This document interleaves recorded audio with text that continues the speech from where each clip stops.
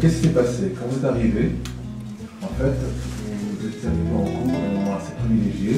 C'était un débat sur la thématique de littérature sénégalaise, héritier frondeur. C'était un débat qui était en fait filmé, d'accord, qui n'était pas public, qui était filmé, parce que donc c'est inscrit dans un grand projet que la scène en fait se propose de faire, à savoir en fait de proposer voilà des débats littéraires avec des intervenants de qualité, d'accord, pour notre culture, pour ce que se présente vraiment dans l'essence vraiment littérature africaine, voilà. Donc dans ce contexte-là, je veux dire, il s'agissait donc de filmer la chose, et maintenant, je veux dire, on fait face maintenant au public pour maintenant commencer un moment où les deux auteurs, donc Elgas que vous voyez là entre le pull marron, Elgas, et Mbougar qui va arriver, d'accord, et là c'est un échange avec vous, public, donc vraiment dans un contexte café littéraire classique, d'accord, et de plus, une fois de plus, elle vous offre gracieusement, d'accord, donc les deux ouvrages de Elgas et Mbougar, qui arrivent.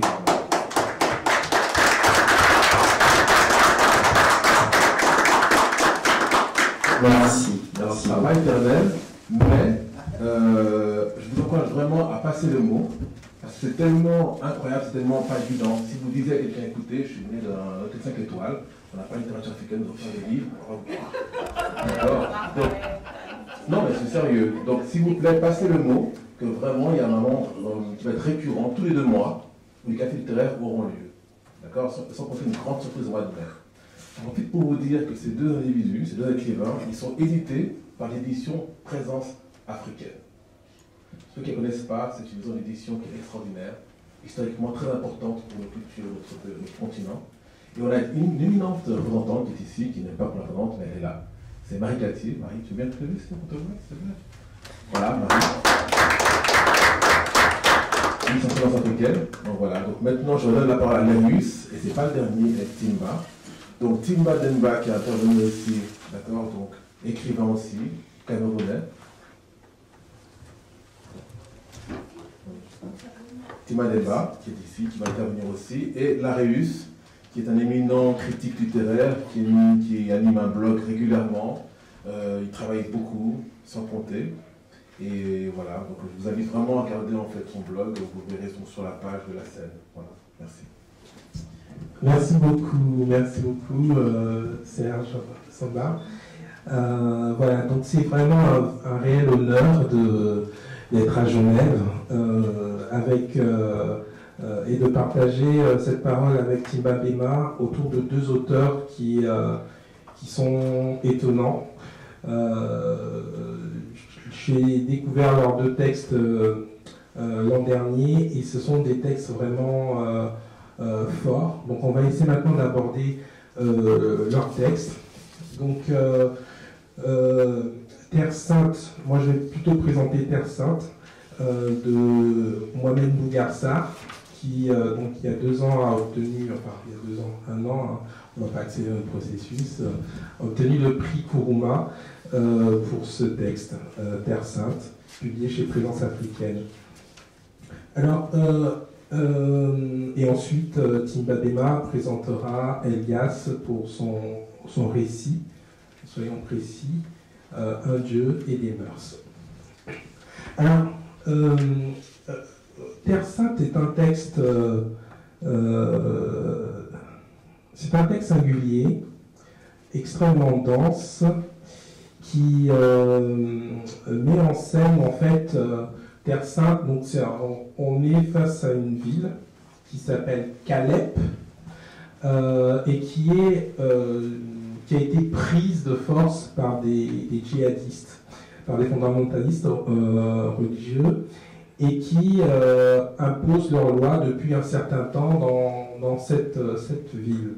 Alors vous entendrez bien, dans Calep, il y a 2 choses, il y a Kidal et Alep. Donc il y a une référence à la fois à cette ville de Syrie qui est toujours assiégée,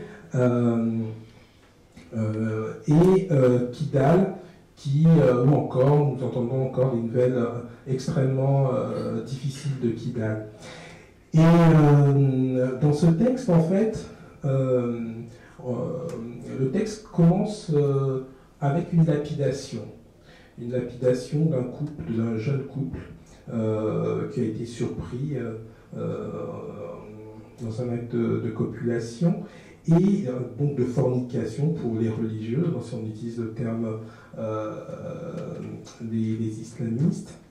Et à partir de cette scène extrêmement violente, décrite avec force, avec une forme de poésie aussi, c'est une scène assez délicate.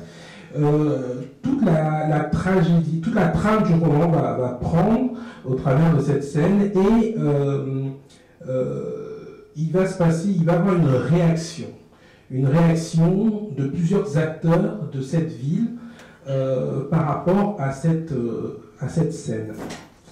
Et tout le projet de Bougarsar, ça va être de mettre en scène finalement cette réaction, que ce soit celle des maires, que ce soit celle d'une forme d'élite qui s'organise pour pouvoir produire un contre-discours contre cette action, cette présence islamiste, mais aussi celle des artistes, mais qui prend une forme assez spéciale aussi. Et j'ai envie tout de suite de poser à Mohamed Bougarsar, qui nous présente ce projet, comment il a été amené à écrire sur ce sujet dans le feu de l'actualité, sachant qu'en plus il n'est pas le seul à avoir traité le sujet. Le cinéaste Abderrahmane Sissako a travaillé sur ce sujet. L'écrivain malien Ousmane Diarra a écrit un texte extrêmement fort et qui est sorti pratiquement en même temps que celui de Mohamed Bougarsar. Et c'est intéressant, si vous avez l'occasion aussi de découvrir ce texte, La route des clameurs de Ousmane Diarra, de pouvoir lire les deux textes et de voir vraiment, autant le texte d'Ousmane Diarra est très fort dans l'urgence et la colère que Ousmane Diarra a, autant il vous permettrait aussi de voir le recul que Mohamed Bougarsar propose dans Terre Sainte.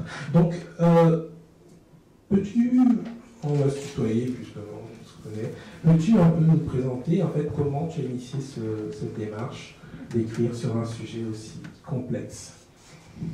Merci à tous. La genèse du roman, c'est deux choses. Il y avait d'abord l'actualité, évidemment, de ce qui se passait à partir de mars 2012, ce qui se passait au Nord Mali. Et devant ce qui se passait, devant la brutalité de cette situation-là, et devant tout simplement ce qui était en train de se détruire, le monde, la culture, l'histoire qui était en train, là, sous mes yeux, de s'effondrer, il y a eu une envie, oui, d'écrire quelque chose, de prendre à bras-le-corps une situation donnée par la littérature. Donc il y avait cela, il y avait donc l'urgence de l'actualité. Et puis il y avait quand même une autre chose qui expliquerait peut-être le recul que tu as pointé, c'est-à-dire l'espèce de distance que j'essaie de prendre par rapport à l'urgence. Et cette deuxième raison-là entre d'ailleurs en contradiction par rapport à la première raison qui est l'urgence, c'est-à-dire une volonté de penser, non pas l'actualité, mais le monde actuel. Je crois qu'il y a une différence fondamentale à faire là, entre l'actualité qui est ce qui se passe, qui est brutal, qui ne laisse pas de temps à la réflexion, qui est également le commentaire que l'on produit toujours devant la réalité, le commentaire immédiat, la glose. Et puis, il y a, je crois, la nécessité d'une pensée qui soit plus lente, plus patiente, qui essaie d'embrasser dans toute leur complexité. Et qui dit complexité dit aussi patience, dit recul, dit distance, dit parfois même une espèce d'ironie devant ce qui se passe, pour essayer non pas simplement de rendre compte, d'être un miroir de la réalité, mais d'essayer d'aller au contraire au-delà de l'image, d'aller plus profondément. Et je crois que ce travail-là, plusieurs disciplines peuvent le faire, mais j'ai choisi pour ma part la littérature parce que je crois que c'était le moyen privilégié. Donc l'actualité, l'urgence, mais aussi la volonté de penser le monde actuel. Alors, l'une des forces de ce roman réside dans les personnages qui sont mis en scène, des personnages complexes, un travail qui est fait à la fois sur à la fois leur présence, leur action, mais aussi toute la psychologie de ces personnages. Et j'aimerais présenter quelques-uns. Je ferai une lecture, je poserai une question, et puis après je ferai une lecture. Il y a donc la figure à la fois du chef de guerre, Abdelkarim Konaté, qui est en fait le représentant, celui qui dirige toutes les milices sur cette ville, et donc qui incarne l'autorité, la force publique. On est là face à un personnage qui est décrit avec beaucoup de minutie, un personnage profondément religieux, intègre, ce qui est très intéressant parce que quand on lit le roman d'Ousmane Diarra, les personnages qui incarnent cette figure sont beaucoup plus corrompus. Mais lui, il est absolument intègre dans sa philosophie et il en devient si bien que tuer pour les raisons religieuses, idéologiques qui sont les siennes ne pose aucun problème. Il est dans une... Mais il y a d'autres figures qui sont tout aussi intéressantes, les élites, incarnées par Malamine, l'un des responsables. Et il y a les paroles des femmes aussi. Alors j'ai envie que tu nous parles un peu de ces personnages, tout en nuances. Même Abdelkarim Konaté, voilà, il est absolument horrible, et en même temps, il y a une part d'humanité que tu arrives à donner, ce qui peut paraître parfois assez ambigu, mais c'est intéressant que tu apportes cette nuance, et c'est toute la maturité de ton texte. Donc, est-ce que tu peux nous parler de comment le créateur crée ces personnages-là? Alors, je crois que je suis d'abord parti de mon expérience personnelle, c'est-à-dire que lorsque je lisais un roman, je me rendais compte que je m'attachais beaucoup, énormément aux personnages. Et je crois que c'est le cas de beaucoup d'entre nous, c'est parce que les personnages sont forts. Non pas simplement parce qu'ils nous ressemblent, mais parce qu'ils sont forts dans ce qu'ils sont, dans la liberté qu'ils arrivent à conquérir de force des doigts de l'auteur, qu'ils sont intéressants. Et je crois qu'un personnage est d'autant plus intéressant, qu'il nous touche d'autant plus, qu'il a en lui ce que nous-mêmes on porte en soi, c'est-à-dire une part d'ombre et une part qui est un peu plus lumineuse, qu'on a tendance à beaucoup plus afficher, bien sûr. Mais je crois que le travail du romancier, c'est précisément d'arriver à cheminer à égale distance entre ces deux parts-là.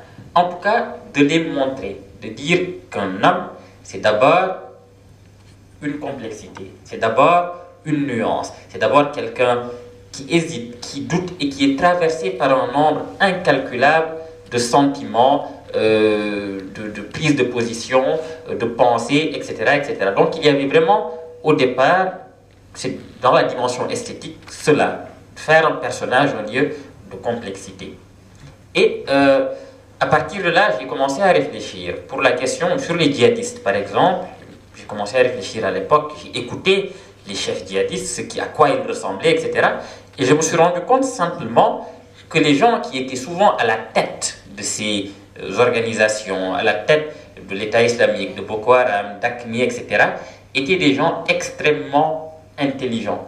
Je crois que ce discours-là d'islam radical ne serait pas aujourd'hui là où il en est, c'est-à-dire capable de séduire des jeunes s'il n'avait pas leur proposé quand même quelque chose de séduisant qu'il appuie sur une lecture, une certaine lecture de la religion, du Coran en particulier. Et voilà, donc je crois qu'à partir de là, je ne pouvais pas simplement dresser des figures de méchants classiques, des espèces d'enveloppes corporelles sans épaisseurs intellectuelles, des espèces voilà, d'ombres comme ça qui errent, qui sont bêtes, qui sont imbéciles, stupides, absurdes. Voilà. Je ne crois pas que ce soit comme ça que ça se passe. Je crois au contraire que ceux qui sont à la tête sont des gens extrêmement raisonnés, extrêmement logiques, déterminés, intègres, qui croient profondément en la justice et en la justesse de leur action et qui sont déterminés à l'imposer dans le monde, quel qu'en soit le prix. Mais d'abord, c'est fondé, il ne faut pas jamais oublier que c'est d'abord une idéologie et qu'une idéologie, quelle qu'elle soit, est d'abord soutenue par des gens qui réfléchissent et qui l'alimentent comme ça. Et c'est comme ça que le personnage d'Abdelkarim Konaté est né. Parce que tout simplement, je pensais qu'il était cette figure-là qui symbolisait vraiment emblématique de l'intelligence qui peut être diabolique si on veut de cela. Et puis son côté plus humain, je ne pouvais pas simplement dresser des figures de méchants classiques, des espèces d'enveloppes corporelles sans épaisseur intellectuelle, des espèces voilà, d'ombres comme ça qui errent, qui sont bêtes, qui sont imbéciles, stupides, absurdes. Voilà. Je ne crois pas que ce soit comme ça que ça se passe. Je crois au contraire que ceux qui sont à la tête sont des gens extrêmement raisonnés, extrêmement logiques, déterminés, intègres, qui ont action et qui sont déterminés à l'imposer dans le monde, quel qu'en soit le prix. Mais d'abord, c'est fondé, il ne faut pas jamais oublier que c'est d'abord une idéologie et qu'une idéologie, quelle qu'elle soit, est d'abord soutenue par des gens qui réfléchissent et qui l'alimentent comme ça. Et c'est comme ça que le personnage d'Abdelkarim Konaté est né. Parce que tout simplement, je pensais qu'il était cette figure-là qui symbolisait vraiment emblématique de l'intelligence qui peut être diabolique si on veut de cela. Et puis son côté plus humain, plus touchant, c'est aussi, ça c'est peut-être de l'empathie que j'ai pour tous mes personnages. Je crois qu'un romancier doit d'abord avoir ça, c'est le point de départ, avoir de l'empathie pour ses personnages. Et l'empathie, cela suppose simplement de dire, une chose très simple, qui est que un djihadiste, c'est aussi quelqu'un, c'est d'abord un homme, c'est un être humain qui a peut-être mal tourné, qui s'est égaré, qui a oublié qu'il vivait avec d'autres hommes, mais c'est d'abord un être humain. Et ça, j'ai voulu le rendre dans le roman. Je n'écris pas pour faire des traités de morale, je n'écris pas pour dire où est le bien et où est le mal, je montre simplement ce qui me semble être la réalité, et puis après c'est au lecteur de se faire son idée. Tous les autres personnages sont nés ainsi, de l'observation que je faisais, et puis de la tentative que je faisais de me mettre aussi à leur place dans cette situation particulière. Et pour cela, il faut se poser une question, simplement, à la place de ces gens-là, qu'est-ce que j'aurais fait? Comment j'aurais réagi? Quelle pensée aurait eu? Quel aurait été mon choix devant ça? Et ces questionnements, dans leur complexité, génèrent aussi des personnages qui sont eux-mêmes complexes et qui sont, je crois, simplement le reflet de ce que l'on peut être dans une situation pareille. Voilà. Et je précise, pour le personnage d'Abdelkarim Konaté, dans son intégrité, le caractère terrible qu'il a, on parlait tout à l'heure de filiation, etc., il a un lointain père qui est la figure littéraire, romanesque. Alors, tu voulais réagir, Thibaut? Oui, un peu pour creuser par rapport à l'intervention de Mohamed Bouga.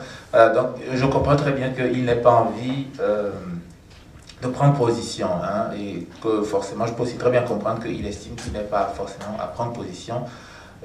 Moi, justement, je voulais entrer encore un peu plus, donc, et puis bien comprendre pourquoi est-ce qu'il ne veut pas prendre position. C'est-à-dire qu'on est quand même là devant ce qu'on peut appeler le mal absolu, c'est-à-dire c'est le grand danger pour l'Afrique maintenant. C'est-à-dire qu'on a raté les démocraties, et comme on a raté les démocraties, le salaire, la conséquence, c'est l'obscurantisme. Donc c'est là, c'est présent. Et ça sera 10 000 fois pire que les dictatures que nous avons maintenant. Donc ce qui veut quand même dire que derrière, le fait de prendre la question en charge, à mon avis, ne peut avoir finalement, et donc cette question de l'urgence ne peut avoir une résonance que par rapport à cette grande menace-là qui pèse sur beaucoup de pays africains à l'heure actuelle. Tout donc, et l'autre question maintenant aussi, c'est la question du mal. C'est-à-dire que, est-ce que là, on est confronté au mal?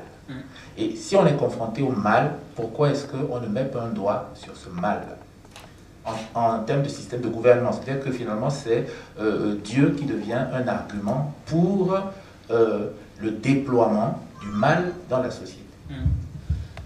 Alors, je te répondrai tout simplement que j'ai une grande confiance dans l'intelligence et la sensibilité du lecteur. Je ne crois pas, je n'ai pas cru en tout cas, qu'il ait été nécessaire de marteler quelle était ma position par rapport à ces régimes-là. Je pense que c'est une position qui est assez claire si j'avais à l'exprimer ici. Mais je crois que dans un roman, il faut autre chose.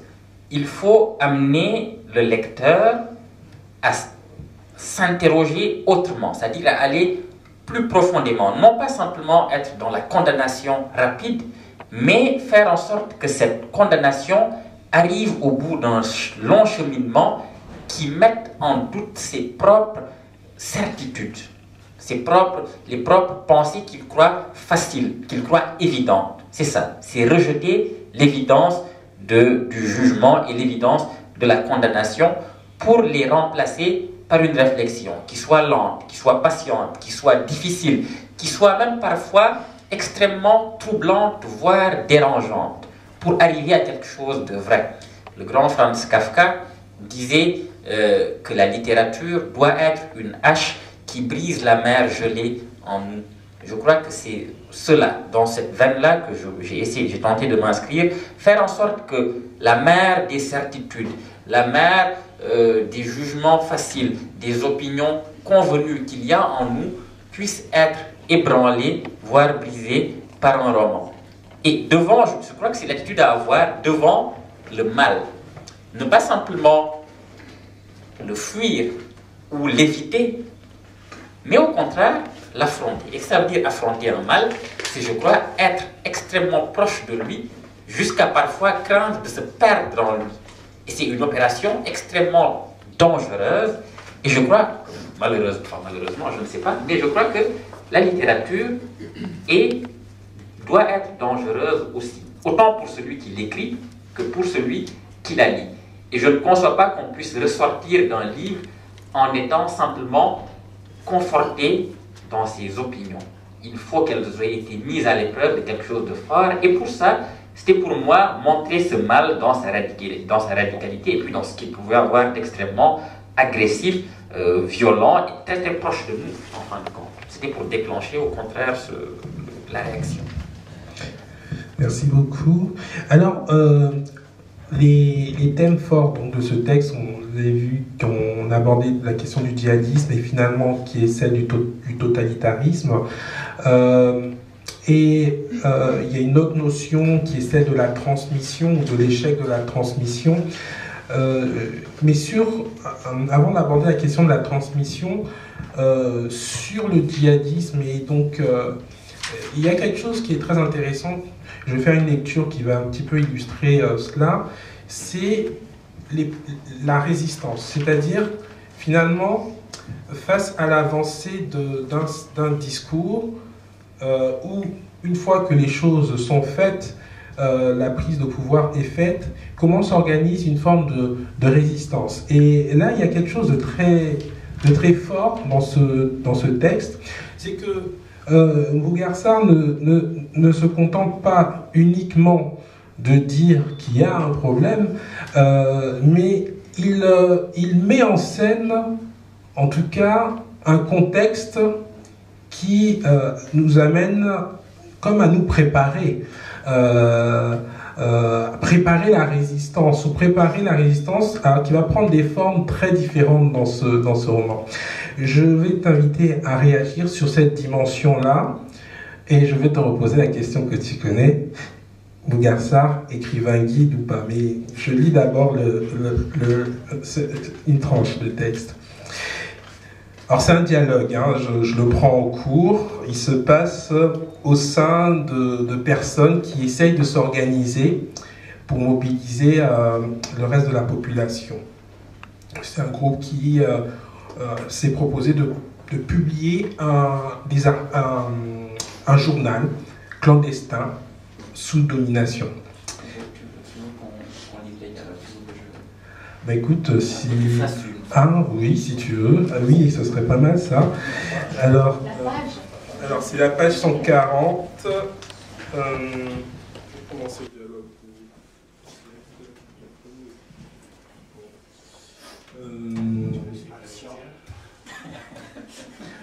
Allez, on va s'amuser. J'avais pensé peut-être quand du coup j'ai cru commencer sur la page 140, mais comme on va être deux, ça va être plus dynamique. On va commencer à la page 139. Donc je commence Louis Malamine et puis toi tu enchaînes. Donc là je vais faire une voix de femme. Oui, Malamine, interrompit un peu brutalement Madjiken Ngoné. Mais cela, nous étions presque sûrs, même avant la diffusion du journal. Moi, en tout cas, j'en étais sûr. Une fois publié, un journal n'a qu'une vocation, être lu. Mais c'est ce qui se passe maintenant, surtout à Caleb, que nous n'avions pas prévu. Nous avons fait ce travail pour sauver des gens, pas pour les pousser à se détester, à se trahir, à se vendre, à s'accuser pour de l'argent. C'est pourtant cela, malheureusement, qui se passe. On flagelle des hommes parce qu'ils possèdent des numéros du journal chez eux, et d'autres hommes s'accusent, se déchirent à cause de ce même journal. Je ne pense pas que... Calme-toi, Madiguel. Je suis autant que toi attristé et préoccupé par ce qui arrive. Je comprends parfaitement ce qui se passe et ce qui te gêne. Je suis perdu aussi. Ce n'est pas ce que nous cherchions. Je croyais que les gens seraient avec nous, que le journal produirait un sursaut. La question est celle-ci. Dis doucement Koulou. Koulou, c'est un infirmier. Ah non, c'est une femme. Ah oui, c'est une femme. Tu vas le prendre, ça va. La question est celle-ci. Sommes-nous responsables de ces gens qui sont flageolés ou faussement dénoncés parce qu'ils avaient chez eux des exemplaires du journal que nous avons écrit et diffusé? Le silence s'abattit sur l'Assemblée après ces mots. Ce fut Détier qui le rompit. Responsabilité directe? Non. Mais je crois que nous avons une responsabilité morale envers eux, au moins. Je m'attendais à cette réaction, lança immédiatement Vieux Faille. Le coup de la fameuse responsabilité morale. Cette idée te dérange? Lorsque tu veux en parler, en pensant à ces gens, pris avec le journal, oui, elle me dérange. Sois plus clair. Nous n'avons de responsabilité morale qu'envers le journal, envers nos idées, envers ce que nous avons pensé et produit, envers rien ni personne d'autre. Nous avons publié ce journal et l'assumons. Là s'arrête notre responsabilité. Si tu veux étendre le fait moral jusqu'aux hommes qui le lisent... Mais c'est précisément jusqu'à eux que le fait moral doit s'étendre, sinon il n'a plus de sens. La morale n'a aucun sens si elle est d'abord invoquée pour des hommes. Penser comme tu le fais, c'est faire comme si nous vivions seuls, sans les autres, en oubliant que ce que nous faisons peut avoir des conséquences sur eux. Ce n'est pas ce que je dis. Nous ne sommes pas seuls, mais nous sommes libres. Chacun est responsable de ce qu'il fait. Nous sommes responsables de la publication de ce journal, mais nous n'engageons personne à le lire. Nous l'avons déposé à des endroits précis. À partir de là, ce journal a commencé une nouvelle vie. Ce n'est pas notre responsabilité si les gens l'ont pris, l'ont lu et ont décidé de le conserver avec eux au lieu de le détruire. Notre responsabilité, fût-elle morale, ne peut aller jusque-là. Mais tu t'entends parler? Cette froideur avec laquelle tu traites de la morale me répugne. Nous ne sommes pas seulement responsables d'avoir écrit et publié un journal de résistance. Nous sommes en plus des gens que le destin de ce journal engage au premier chef. Si chaque homme n'était responsable que de ce qu'il faisait, ce monde disparaîtrait aussitôt, car on ne prêterait attention à personne d'autre qu'à soi. Ce serait la fin de la morale, ce serait la fin de l'homme, de l'amour, de tout. Nous ne sommes pas des machines. Voilà. Donc, au travers de cet extrait, j'ai envie même d'aborder la question des différents genres qu'on trouve dans ce texte. Vous voyez là, c'est peut-être très théâtral et les dialogues sont parfaitement pensés et on voit toute la difficulté de personnes qui ont lancé une initiative dont ils ne mesuraient pas toutes les conséquences. Parce que ce qui se passe en fait, c'est que comme le journal est clandestin, Abdelkarim Konaté a décidé de pouvoir traquer et retrouver les auteurs du journal. Et pour cela, dès qu'on trouve quelqu'un avec un journal, on le flagelle. Et j'ai envie donc que tu reviennes sur cette dimension de la résistance. Là, tu choisis de l'exprimer au travers, finalement, de personnes qui vont produire une nouvelle pensée. Mais il prend aussi la forme de femmes qui échangent par le biais de lettres, deux mères qui échangent au travers de correspondance. Elle prend aussi la forme de personnes qui, la nuit, se retrouvent pour chanter une Afrique lointaine. Voilà, j'aimerais que tu parles de ces résistances. Alors, dans le dialogue que l'on vient d'avoir, comme dans toutes les autres formes de résistance, une chose m'a guidé, un impératif qui, en fin de compte, m'a guidé pendant toute l'écriture du livre, c'est simplement qu'on ne fait pas les mêmes choses pour les mêmes raisons. Et je crois que pour la résistance, cela vaut aussi. Même s'il y a une idée générale qui préside à la résistance, qui donne envie de résister, c'est-à-dire faire en sorte, banalement, je dis banalement, mais c'est même de ne pas mourir, faire en sorte de ne pas mourir, c'est ça résister, faire en sorte que ce qui se passe ne nous tue pas et ne tue pas à travers nous tout ce qu'on croit. Il y a quand même différentes façons, différentes raisons qui font qu'on en arrive à ce stade-là où l'on veut résister. Tu parlais des mères tout à l'heure. La raison qui les pousse, c'est que, évidemment, elles ont perdu chacune un enfant. Mais même cette raison-là n'arrive pas à faire en sorte que ce qu'elles disent, la réalité, est la même chose. Elles dialoguent, elles échangent, et on se rend compte que dans leur échange et dans leur douleur commune, il y a quand même des nuances qui se dégagent. Et c'est la même chose pour les résistants de ceux qui écrivent le journal. Ils écrivent le journal pour résister, mais pourquoi, avec quelles conséquences, quel statut avoir par rapport à ce journal, sont des choses qui les divisent. Encore une fois. Et même chose pour les chanteurs, les espèces de clochards qui traînent dans la ville en chantant, etc., etc. Ils le font pour d'autres raisons. Chacun, et ce que je veux dire au fond, c'est que chacun doit trouver en lui, profondément en lui, les raisons qui le poussent à résister à une chose qui l'accable. Et ça ne peut pas se faire avec... voilà. Et pour exemple, il y a des exemples dans la réalité. C'est que l'une des époques qui m'a inspiré pour l'écriture du livre, c'est aussi la période de l'occupation en France. En 1940, la France est occupée et la résistance doit se mettre en place. Cette résistance-là passe par deux choses. Il y a le réseau, les informations, mais il y a aussi les journaux, comme le journal Combat, qu'anime Albert Camus. Et il se trouve que dans ce journal même, l'on se disputait entre résistants sur l'approche à avoir par rapport à l'occupation, tout simplement. Qu'est-ce qu'il faut dire, quel sujet il faut privilégier, comment le dire, etc. Ils se disputaient des nuits et des nuits entières. Camus le raconte très bien dans son volume qui s'appelle Actuel, écrit politique. Voilà. Alors, j'allais j'étais sur une question, donc...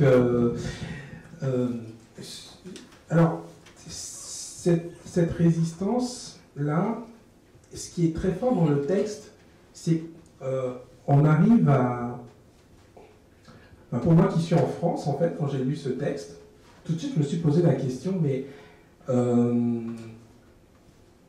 on sait qu'il y a des sujets, même la question de l'islamisme radical en France, c'est devenu un sujet où il est difficile de s'exprimer. Il y a une forme de peur pour dire les choses simplement. Écrire un article sur le sujet, voilà, il y a une forme de censure. Et ce qui est intéressant dans ce texte, finalement, c'est que il nous engage d'une certaine manière. Et quand il, dans la figure de ces personnes qui essayent d'écrire un journal, moi j'ai reconnu Bougarsar dans cette posture, par exemple. Tout simplement en ayant écrit ce texte.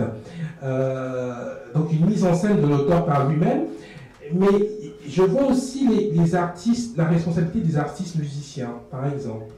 Que choisit-on, sur quoi choisit-on de chanter au Congo-Kinshasa, alors que des femmes se font violer en masse à l'est de la RDC?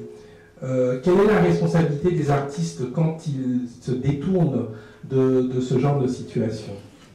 Donc, tout de suite, on est dans une projection qui est très intéressante. Alors, je vais laisser Thiba poser une question, et puis je poserai une autre question sur la transmission.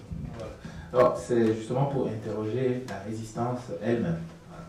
Alors, il y a déjà peut-être une chose qui est très intéressante à noter, c'est que dans le contexte de cette sorte d'État totalitaire qui est mis en place par la fraternité, donc il y a par exemple, l'auteur l'a dit, donc, des personnes qui se baladent, des clochards qui traînent dans la rue, donc ils ont remplacé les chiens qui ont été tous tués. Voilà. Donc, ça vous donne déjà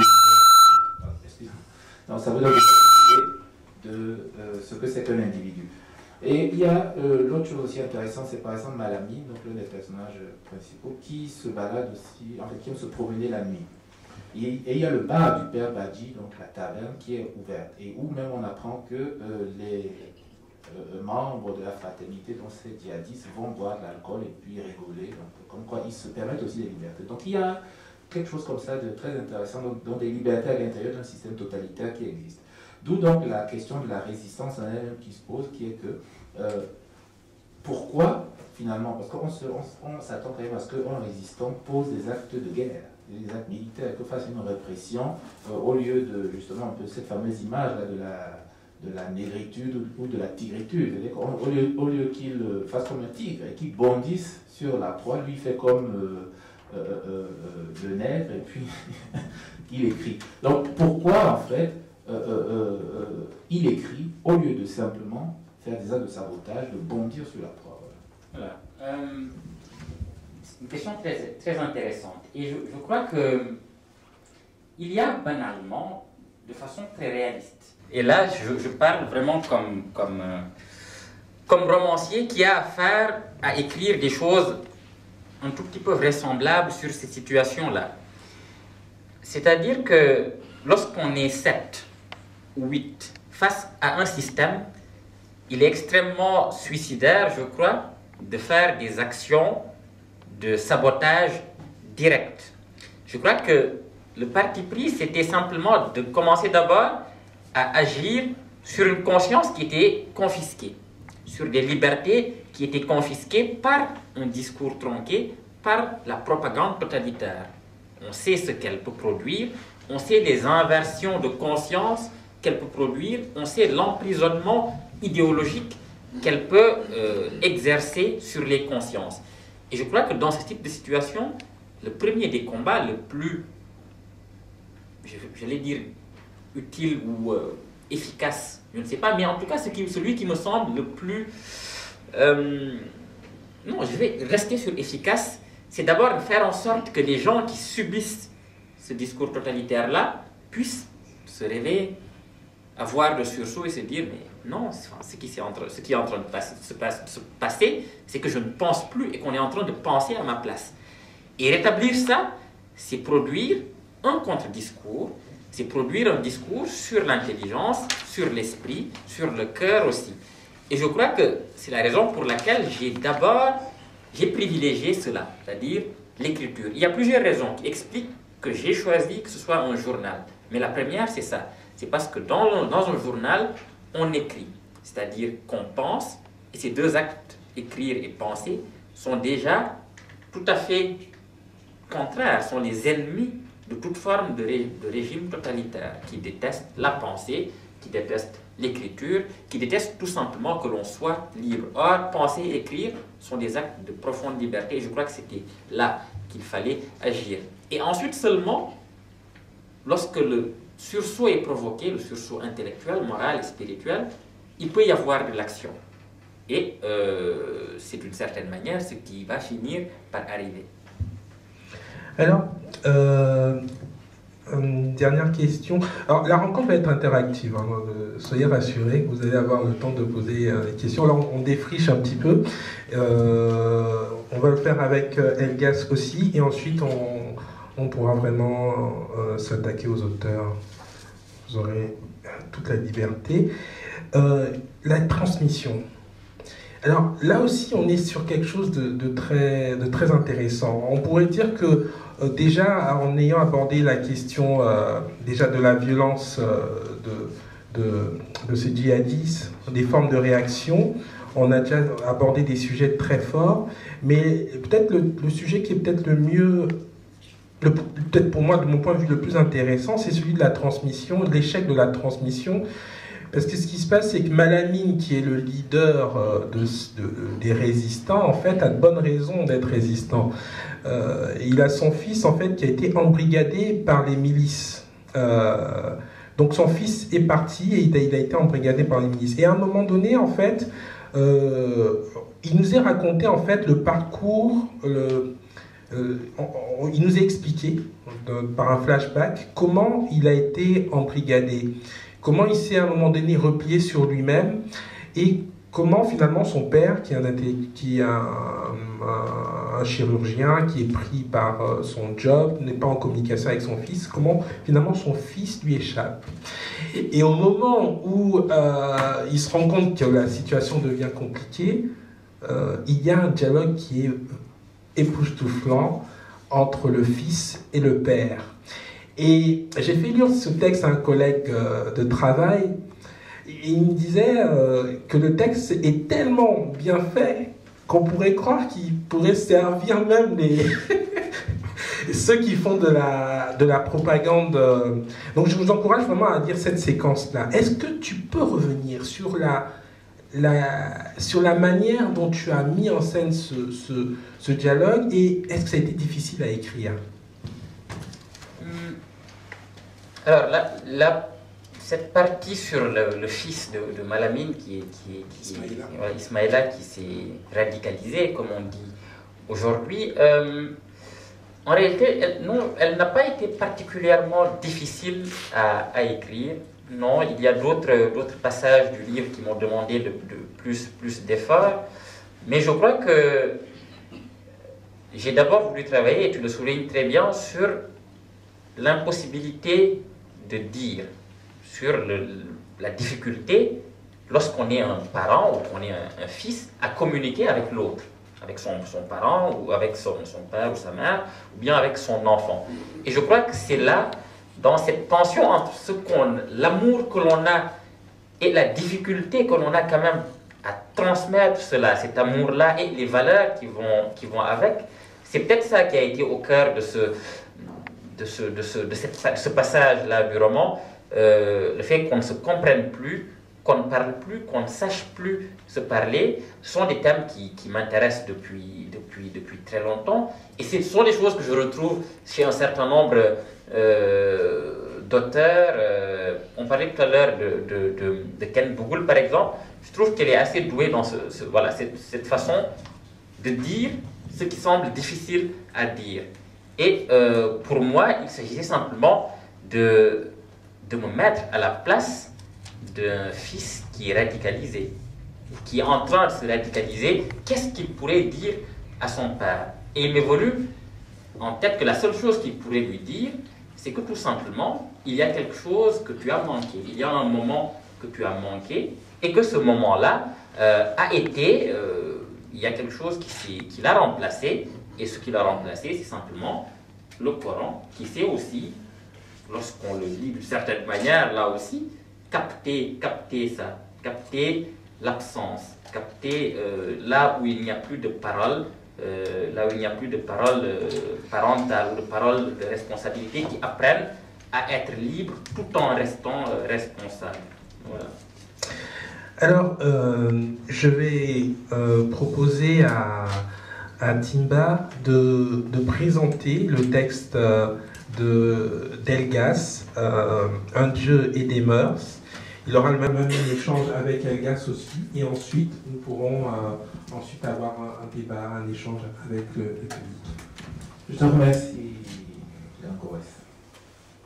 Donc, ça c'est ce qu'on appelle un ovni. Véritablement un ovni, hein. Donc celui c'est un ovni. Et l'une des questions, et ça je suis très sérieux, que je me suis posé après quelques pages, c'est est-ce que cet auteur n'a pas déjà été victime d'une fatwa? Parce qu'il faut un courage extraordinaire pour écrire ce genre de livre et puis avoir ce type de position. Donc ça, on ne peut que se réjouir. Donc je ne vous dirai pas l'âge de l'auteur, vous le découvrirez vous-même pour encore apprécier son courage. Voilà. Donc, Un Dieu et des mœurs, pour présenter sommairement. On peut retrouver, c'est-à-dire que dans la littérature africaine actuelle, on peut retrouver, on ne retrouve pas de, comment je veux dire ça, par rapport à la forme même du texte, on ne retrouve pas d'influence directe. Il faut remonter très loin dans les récits de voyageurs, par exemple, donc les récits de voyageurs occidentaux sur le continent africain, pour retrouver ce genre de récit. Et on est encore là dans une grande particularité, c'est que l'auteur rentre chez lui et il décrit son pays comme s'il écrivait une terre étrangère. Donc tout est à découvrir, tout est à composer, et il veut ressortir ce qu'on peut appeler l'ADN du pays. C'est-à-dire que qu'est-ce qui fait, qu'est-ce qui explique ce qu'il voit, en gros. Et donc, il a une intuition immédiate, et c'est ça qui est un peu troublant à mon avis, c'est qu'il a une intuition immédiate de pourquoi est-ce que je vois cet effondrement, pourquoi est-ce que je vois cette misère autour de moi. Et il veut comprendre, et puis expliquer, présenter cette misère, cet effondrement social qui va autour de lui, et immédiatement, il comprend que c'est la tradition qui explique cela. Donc là, on est clairement aussi dans une continuité quelque part, c'est-à-dire que dans la littérature africaine, la tradition a été vilipendée puis montrée du doigt comme étant l'une des principales raisons d'un soi-disant retard. Et d'autre part aussi l'islam, donc ce qui crée le lien donc, avec Terre Sainte de Mohamed Bougassa, donc, où il estime que l'islam, c'est une religion finalement qui n'est pas ouverte au progrès. Donc à partir du moment où elle nie l'individu, elle empêche tout progrès, et qu'à partir de là, l'effondrement et puis le sous-développement par Fabian, c'est comment on veut qu'il constate autour de lui, s'explique principalement par cela. Et donc ces positions sont très fortes par rapport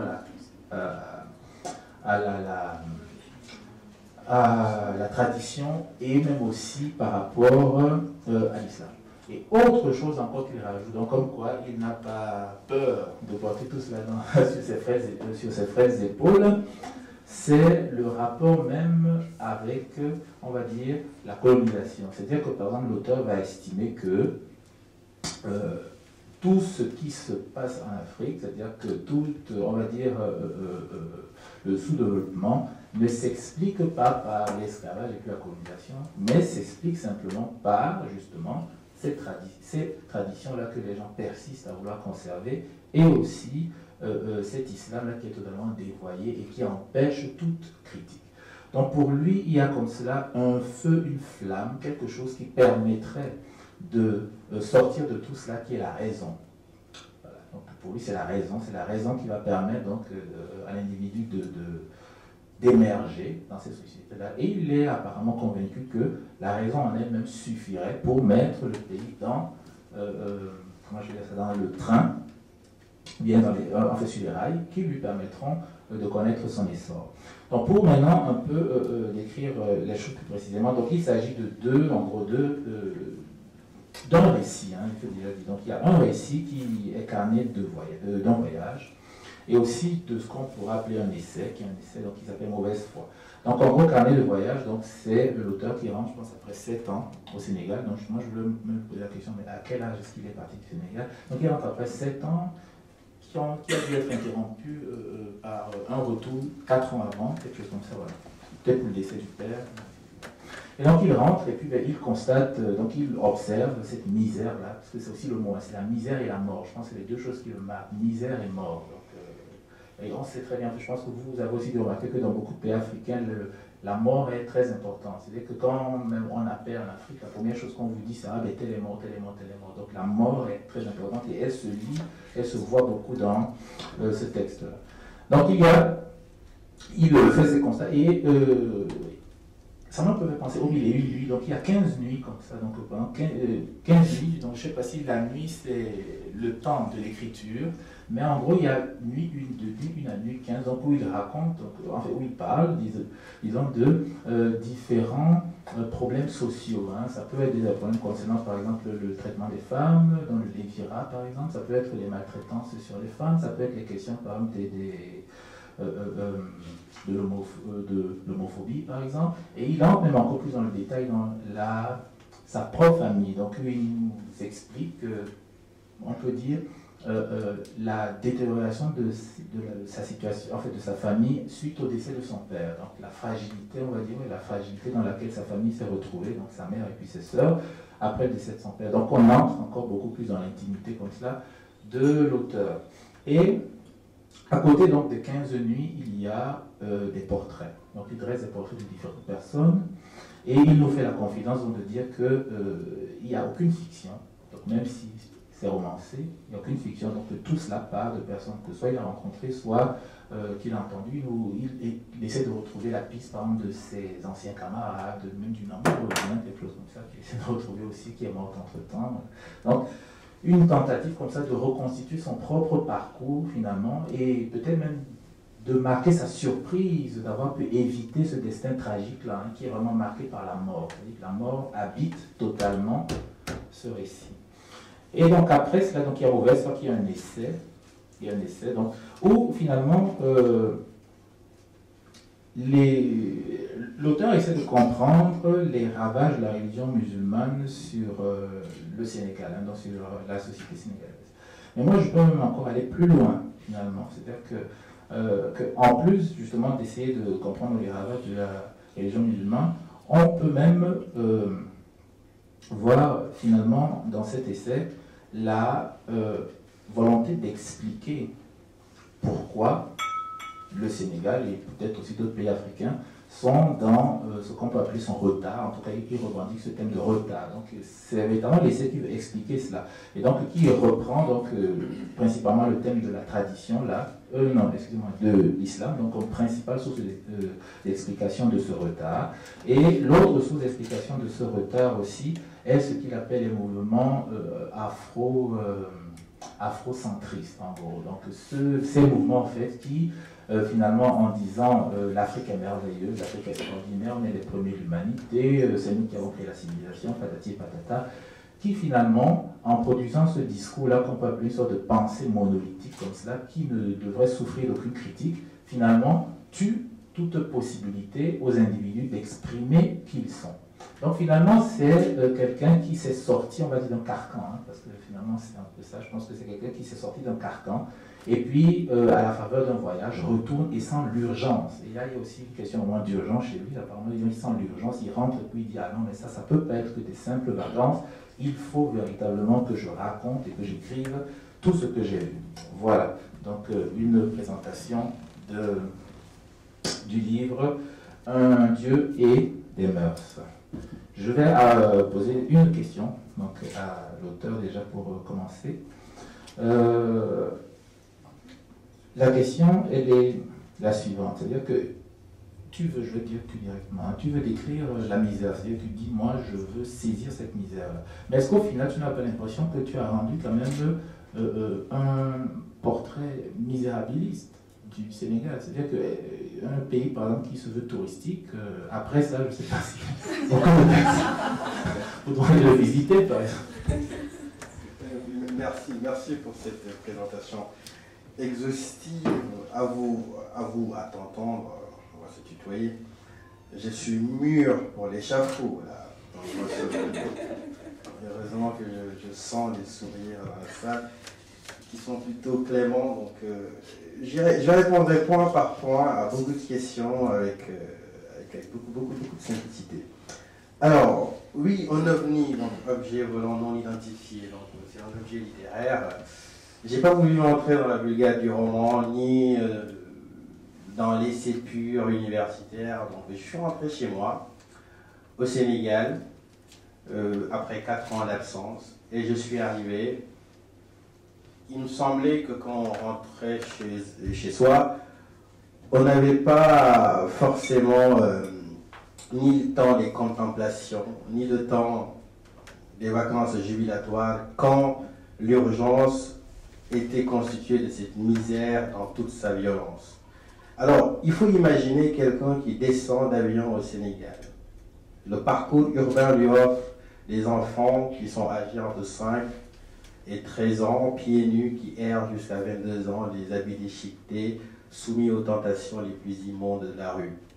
Il faut voir dans son environnement familial, dans toute la société, des femmes qui sont frappées par l'excision et qui sont aussi, je veux dire, malgré les lois de l'État, subissent dans la clandestinité de la pratique ces atrocités-là. Il faut voir, quand on sort de chez soi pour aller se balader, voir un homosexuel qui se fait désosser, qui est laissé quasiment pour mort. Il faut voir des gens qui ont comme réflexe, quand ils sont malades, de s'adresser à une pharmacopée et qui perdent peut-être la vie. Il faut voir des gens à qui on a dit que s'ils mangeaient de la chair de rat, ils pourraient soigner, je veux dire, leur cholestérol et leur maladie cardiovasculaire. Il faut voir une pratique politique qui reste fondamentalement infestée de clientélisme, qui devient donc l'aboutissement d'une situation personnelle et non un levier collectif. Je passe la corruption et tout le reste. Alors, on a 2 choix quand on arrive. On va au Radisson Blu, on va admirer la façade maritime, on arrive fringant avec ses lunettes de soleil, on sirote des thés et on dit « Ah, c'est formidable, vous voyez, l'Afrique est formidable ». Et on rentre dans la temporalité actuelle, dans la vulgate dominante des médias, c'est le temps de l'Afrique, on s'enthousiasme. Le bon sauvage est devenu le beau sauvage. On va en Afrique, tout le monde. Maintenant, pour décoloniser une robe, il suffit de la coudre en wax. Si ça satisfait les gens, pourquoi pas? Non, moi j'ai voulu parler de la situation des miens. C'est qu'ils vivent. J'ai eu la chance, et c'est la chance que cherchent des milliers de gens qui essaient de quitter le continent. C'est que s'il y a un discours qui est l'or, la vulgate sur l'Afrique formidable, la réalité, c'est qu'aujourd'hui, dans les consulats sénégalais et africains, il y a des milliers de gens qui cherchent des visas. Eux ne prennent pas les pirogues. On pourrait en parler encore très très longtemps. Donc, rendre compte de l'Afrique, ce n'est pas du misérabilisme. Rendre compte des urgences, c'est partir des problèmes essentiels. Et les problèmes essentiels, il faut essayer de les lister, de les comprendre. Il y a une ascendance, il y a une histoire, c'est l'afro-pessimisme. René Dumont, Axel Kabou, Stephen Smith ont rendu suspect tout propos qui essaie d'avoir un cliché sur l'Afrique. Quand je dis cliché, je ne parle pas du préjugé, je parle de la photographie qu'on prend de manière instantanée. Alors oui, quand je suis parti, j'ai vu toutes ces situations-là. J'ai vu une femme que j'aimais beaucoup quand j'étais enfant, qui avait à peu près le même âge que moi, qui est morte de prostitution, d'une maladie ingrate dont je tairai le nom. J'ai vu, je veux dire, une génération de gens qui fréquentaient mon père, tous mourir avec un dénominateur commun. Ils sont morts parce qu'ils n'ont pas pu se soigner. À partir de ce moment-là, je me dis, je raconte ce que j'ai vu. Je raconte ma douleur, je raconte ma sensibilité, je raconte ces problèmes-là. Mais faire un livre, ce n'est pas égrener un chapelet, ni faire un catalogue des barbaries et s'en glorifier. C'est aussi essayer. Problème épineux, objectif difficile, essayer d'identifier les causes qui peuvent expliquer les drames. Pas des causes géopolitiques, pas des causes factuelles, mais dans leur enracinement historique et dans leur dimension de perspective historique. Dans cette entreprise-là, j'ai découvert deux choses. C'est-à-dire, je ne condamne ni l'islam. Alors là, je te rectifierai, je ne condamne ni l'islam, ni la tradition. La tradition, c'est une entité impersonnelle, on ne peut pas attaquer la tradition. Il y a des pratiques à l'intérieur de la tradition que l'on se borne à perpétuer et qui sont infiniment néfastes. Il faut le dire, tout simplement. Et c'est ce que je dis. Alors, l'épithète qu'on attribue très très souvent à mon livre et par ricochet à moi-même, c'est courageux. Alors non, on parlait des djihadistes, les gens qui vont combattre les djihadistes, ils sont courageux. Denis Mukwege au Congo qui soigne des femmes est courageux. Les gens qui sont en première ligne pour essayer de nous sauver sont courageux. J'ai toujours eu une cohérence, c'est-à-dire je dis, j'écris, je pense l'Afrique sans aucune forme d'emprisonnement ni de complexe, ni de supériorité, ni d'infériorité. La seule chose, quand on écrit, dans toute la démarche tout aussi naturelle, je les conteste. Voilà la genèse de ces livres-là. Et donc, j'ai terminé le livre en disant que je souhaitais un débat. Donc voilà, il faut débattre de ces questions-là. On ne peut pas dire aujourd'hui que l'Afrique va bien. Tous les gens qui vous disent ça sont dans quelque chose qui est de l'ordre du charlatanisme et du fétichisme sur l'Afrique. L'Afrique a beau avoir un sous-sol qui regorge de trésors. L'Afrique a beau avoir aujourd'hui un dynamisme démographique absolument formidable. Si tout cela n'est pas suivi par quelque chose qui canalise, qui règle, qui organise, qui soit plus dans la redistribution, on est au-devant de graves et de graves déconvenues. Et pour prendre le phénomène djihadiste, Boko Haram, c'est un phénomène endogène.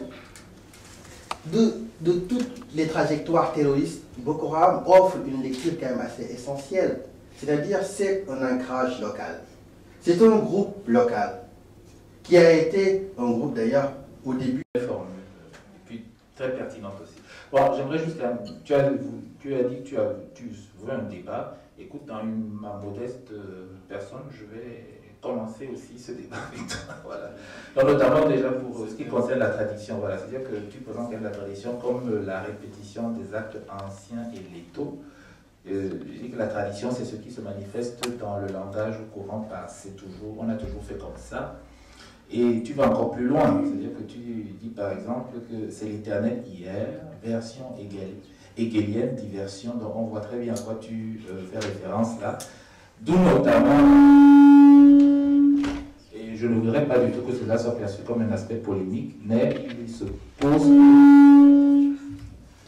pose que à Dakar, donc, où tu as été, il y a un président français, Sarkozy, qui a fait un discours sur l'homme africain, donc, et puis qui parle justement de cette fameuse répétition du même qui, au final, était le témoignage que l'homme africain n'est pas entré suffisamment dans l'histoire. Donc, est-ce que la présentation de la tradition, justement, comme dans la répétition des actes anciens et létaux, pour toi, vise à à accréditer le discours hégélien et puis à lui donner une justification. Oui, enfin, faire de moi, je veux dire...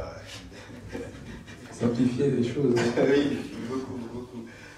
Faire de moi un relais complaisant, peut-être même épousant les théories de Sarkozy, c'est un peu fort de café. Et voilà, Sarkozy est un président inculte, je veux dire, il est parti dire des choses absolument horribles, non documentées d'ailleurs. Les mots qui ne sont pas à lui, c'est Henri Guénaud qui l'a décontenancé en lui mettant des mots à la bouche. Donc franchement, m'affilier à ce genre de pratique, ce n'est pas de l'ordre du débat. Mais je te passe tout parce que je te considère dans mon cercle amical. Non, c'est pas le sujet. C'est pas du tout le sujet. La tradition, c'est pas la répétition de l'éternel hier. Je l'ai dit d'ailleurs dans mon propos introductif. Il y a dans la tradition du bon et du mauvais. Comme dans toutes les traditions, dans toutes les évolutions de toutes les cultures, de toutes les populations. Alors, l'histoire d'une civilisation ne peut pas s'écrire à rebours. Elle ne peut pas uniquement être coincée dans un cadre spatio-temporel.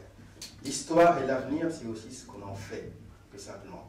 Oui, si aujourd'hui les gens se réjouissent que des jeunes femmes à qui on essaie d'expliquer que pour éloigner les tentations de la fornication, on va leur repasser les seins. Pour essayer d'éviter une sexualité épanouie, on va leur couper le clitoris. Si on explique à ces femmes-là que leur rôle finalement c'est de se soumettre à leur mari, je veux dire, si c'est ça la tradition, moi je dis non, c'est pas ça la tradition. Ça, c'est pas la tradition. Ça, c'est une forme, d'appropriation de la tradition à des dessins patriarcaux. Et même les hommes, de manière générale, n'agissent pas comme ça quand ils sont éclairés. Donc, il ne faut pas me faire dire ce que je n'ai pas dit. La tradition, ce n'est pas l'éternel hier. Alors, si je convoque Hegel à l'intérieur du livre, c'est par pure volonté de provocation. Et puis, on aurait pu lire, je veux dire, tout le passage. Voilà, c'est juste dire, c'est pas parce que l'Occident a un discours sur nous qu'il est forcément nul et qu'il n'est forcément pas vrai.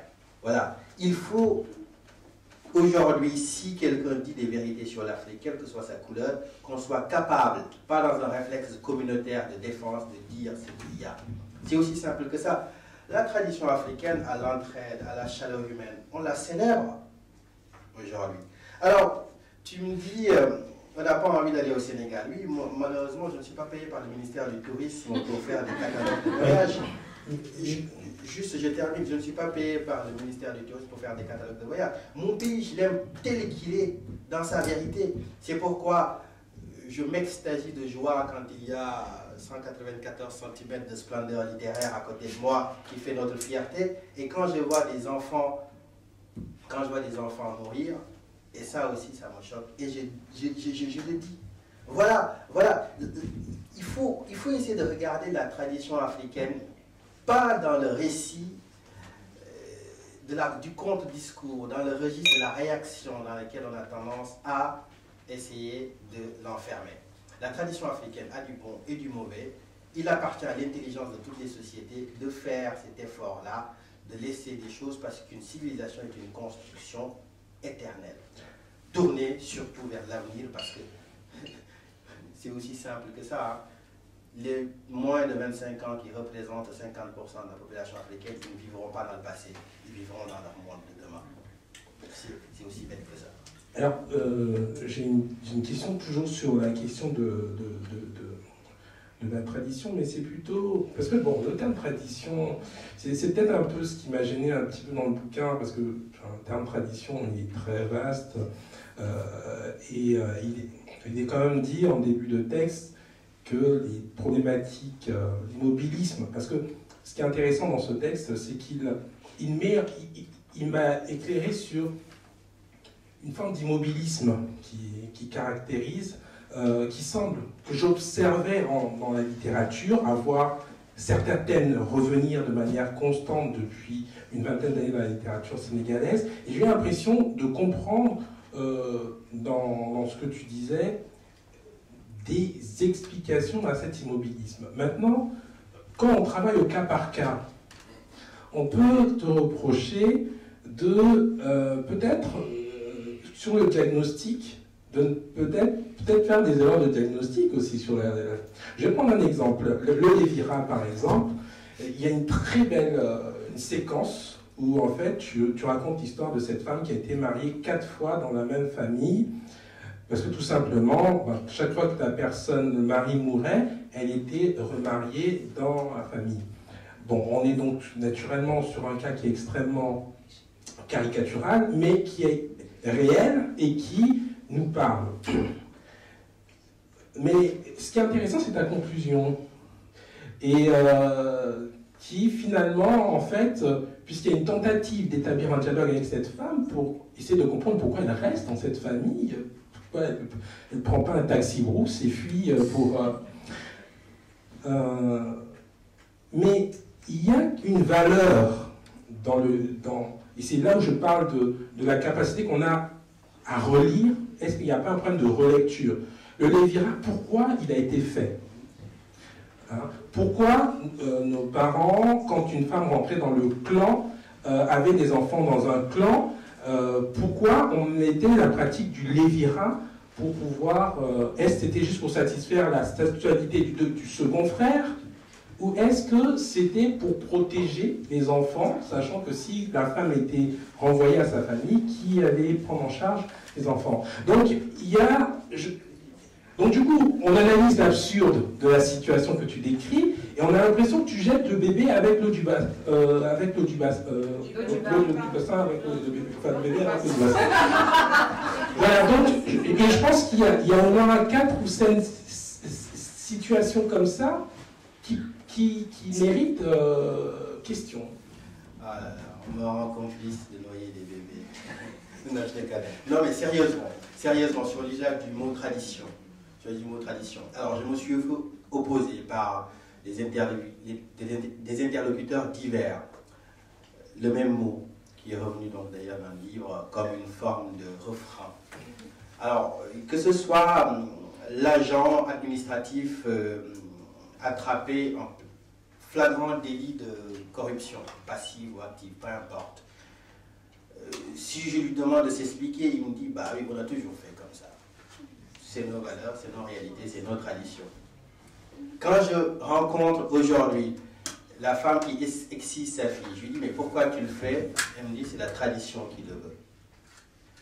Quand je vois aujourd'hui quelqu'un avoir des réflexes comme ça dans sa consommation, on va dire, médicale de produits quand même assez ahurissants, il me dit aussi, oui, on a toujours fait comme ça, c'est notre tradition et c'est nos réalités. C'est pourquoi je dis, le texte s'appelle « Au nom de la tradition ». C'est ce qu'on fait au nom de la tradition. C'est comment on travestit la tradition. Ce n'est pas forcément la tradition en elle-même, c'est une entité complètement impersonnelle, on ne peut pas la définir, la tradition. C'est quelque chose de très très important. C'est pourquoi il ne faut pas qu'on se perde dans des querelles sémantiques. Je n'attaque pas la tradition. Je dis qu'au nom de la tradition, il y a certaines pratiques qu'on perpétue et qui sont des pratiques qui sont problématiques pour l'ensemble du pays. Alors, je répondrai aussi sur la question de l'islam. Non, je ne fais pas de procès à l'islam. Hein. Il serait très ambitieux et peut-être même vain de faire des procès d'une religion qui a 1 milliard d'adeptes plutôt fervents dans le monde. Non, j'ai dit juste aujourd'hui que l'islam constitue aussi un schéma de domination au Sénégal et que dans sa pratique actuelle, ce que j'appelle la mauvaise foi, c'est-à-dire une foi qui n'est pas choisie, une foi qui n'est pas documentée, une foi qui n'est pas bien transmise, une foi qui est dans des accointances avec la politique et tout le reste, oui, elle ne peut pas supporter l'idée de progrès au Sénégal dans sa manifestation actuelle.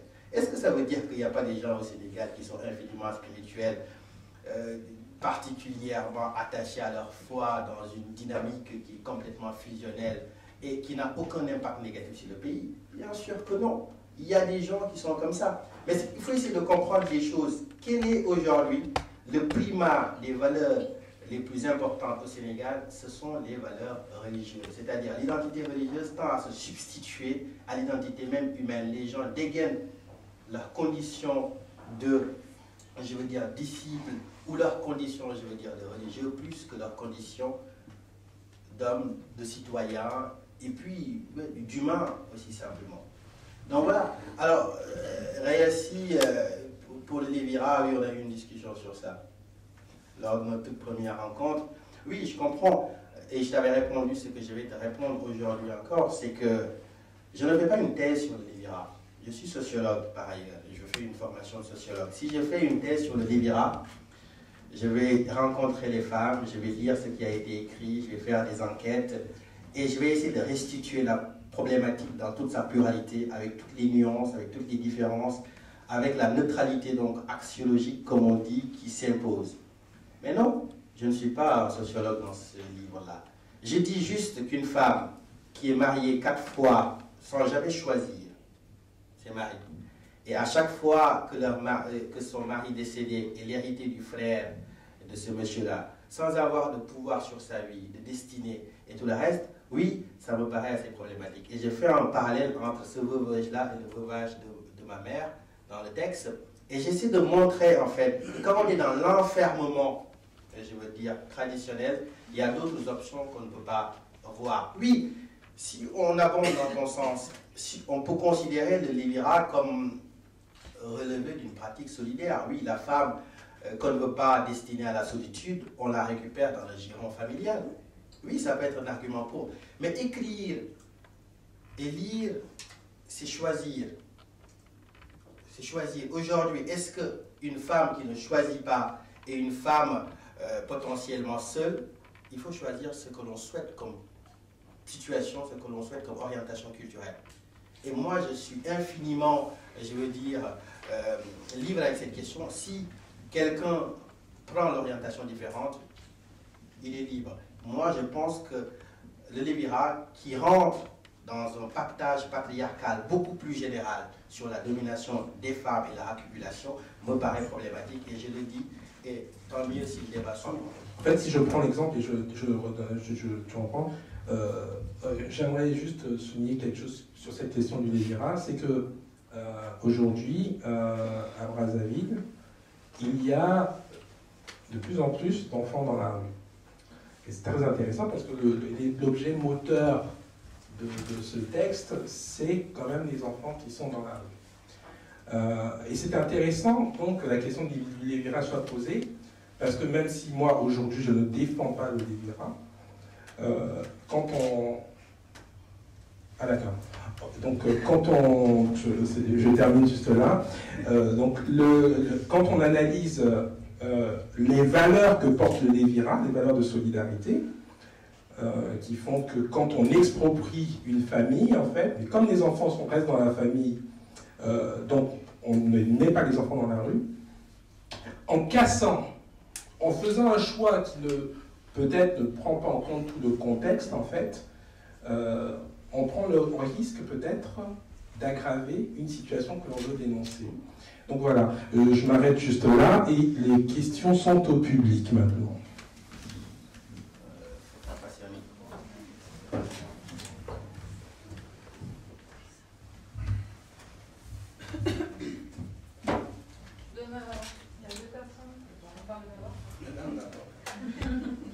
Bonsoir. Bonsoir. Merci à la Saint-Michel qui nous offre toujours ce merveilleux privilège d'avoir des écrivains très talentueux. Très éloquents aussi. Je voudrais revenir un peu sur la question de la tradition. Personnellement, j'ai souvent pensé que la culture évolue dans le temps. Parce que même ici en Occident, il y a quelques années en arrière, il y avait des très grandes familles. En fonction du contexte dans lequel nous évoluons maintenant, les familles sont peu nombreuses. Et je n'ai jamais compris pourquoi l'Afrique se ferme dans cette culture, en fait, parce que nous sommes fermés. En même temps, c'est un conservationnisme à deux vitesses. Parce que dans notre contexte africain, les femmes ne voyageaient pas, les femmes ne sortaient pas. Mais à ce jour, avec l'immigration, on voit beaucoup de femmes qui voyagent, qui vont en Europe, qui vont en Occident, avec tout ce que ça englobe, la prostitution, entre autres. Mais ça ne me dérange pas du moment où ça nous convient, dans la mesure où, sur le plan économique, ça aide beaucoup de familles et tout.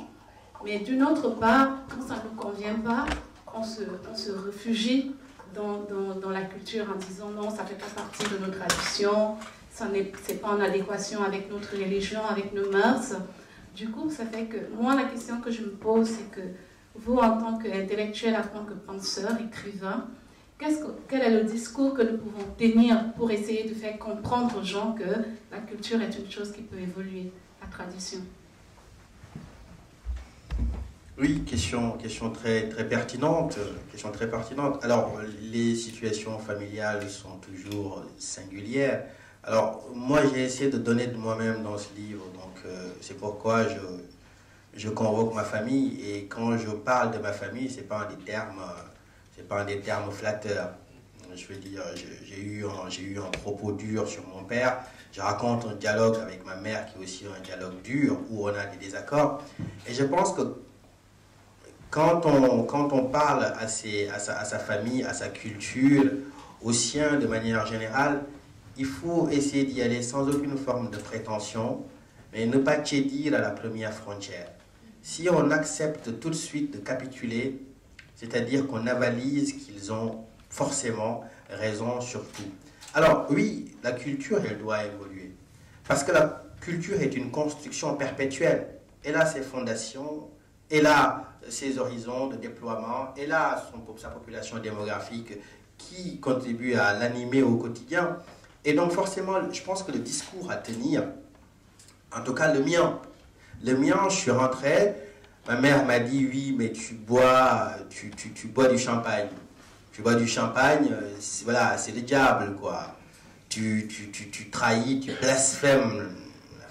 Qu'est-ce que j'ai à lui dire? Je dis, non, je pense pas que boire un verre de champagne fait de moi un homme mauvais. Je veux dire. Et le dialogue s'installe. Et plus on discute en respect mutuel, plus on essaie de trouver des plages de conscience. je veux dire. Après, il y a des choses qu'on ne va pas complètement corriger, il n'y a pas de baguette magique. Mais si on est au clair avec soi-même, avec ce qu'on veut, et qu'on veut vivre fidèle avec ses valeurs, il faut un minimum des fois de courage. Parce que ces sujets-là, si on les place avec surtout la perspective historique de la colonisation qui biaise tout, où tout ce qu'on essaie de faire est une forme de contre-réaction, oui, alors forcément le sujet est beaucoup plus délicat. Mais tenir, essayer de penser ce que l'on pense, et je pense que Mbougar a envie de dire quelque chose, il s'est saisi du micro. Très rapidement, sur la question de la culture, je crois que c'est une contradiction aujourd'hui de faire de la culture ce qui ne bouge pas. Voilà. Il y a une ancienne division entre nature et culture qui n'est plus tellement pertinente aujourd'hui, mais qui pendant très longtemps a prévalu.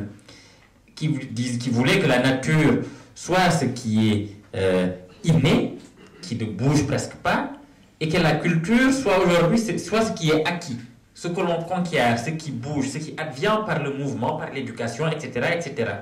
Et aujourd'hui, par un spectaculaire renversement, on voudrait que ce qui était la culture, qui était ce qu'on acquérait, etc., soit devenu aujourd'hui ce qui est naturel et qui n'a pas vocation à bouger. Je trouve que c'est une espèce de paradoxe quand même assez extraordinaire aujourd'hui, et je ne vois pas pourquoi on voudrait faire en sorte que la culture ne soit que ce qui est entre soi et qui ne bouge jamais. Je crois que ceux qui disent que la culture, c'est ce qui ne doit jamais bouger, c'est-à-dire se déplacer, c'est-à-dire prendre le risque de rencontrer d'autres cultures, ont très très peur et finalement font très peu confiance à la force de leur culture. Parce que si on a toujours peur de se perdre au contact d'une autre culture, c'est qu'on suppose subrepticement que l'autre culture est beaucoup plus forte et qu'elle est capable de nous imposer ce qu'elle a. Je pense au contraire qu'il faut accepter que la culture bouge, et accepter qu'elle bouge, c'est être en confiance, avoir confiance en ce qu'elle est, pouvoir rencontrer d'autres cultures, s'enrichir avec elles, échanger avec elles, etc., etc. Donc je pense que c'est peut-être ça qu'on pourrait commencer à répondre. Voilà. Les Occidentaux sont les grands heureux alors. Aujourd'hui, les Occidentaux ont très très peur parce que tout simplement. Alors pour abonder dans votre sens. Enfin, occidentaux, il ne faut pas généraliser, je te interromps, mais voilà. Pour abonder dans votre sens, le premier texte de mon livre raconte donc mes retrouvailles avec Grand Dakar, donc une soirée assez épique. Je juge beaucoup du registre ironique sur la peur des Occidentaux. Donc il y a un occidental qui était mon collègue de voyage qui se fait réveiller en pleine nuit par des cafards, qui chiale et qui sort de la pièce et qui a peur. Donc ça accrédite peut-être l'idée d'une peur, en tout cas à la périphérie. Pour compléter le propos de Mbougar, c'est que j'ai l'impression, c'est pourquoi je reviens toujours sur ça, il y a 54 pays en Afrique, il y a autant de nuances culturelles, de complexité, et il y a beaucoup de trajectoires, de temporalités qui sont différentes. Et la diaspora brinque-balaie un tout petit peu dans sa frustration, dans sa nostalgie, a tendance à avoir un discours qui est de l'ordre du récit et du roman sur l'Afrique, et qui n'a aucune forme de prise avec la réalité.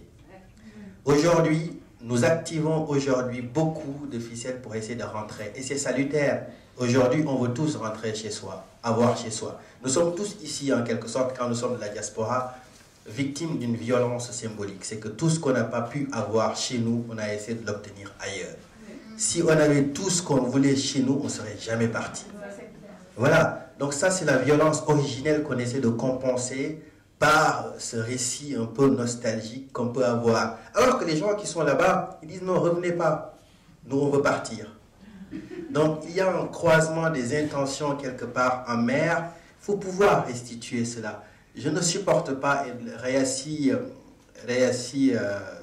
met souvent en avant cette phrase, et j'y tiens beaucoup, je ne trouve pas qu'on puisse aimer un continent.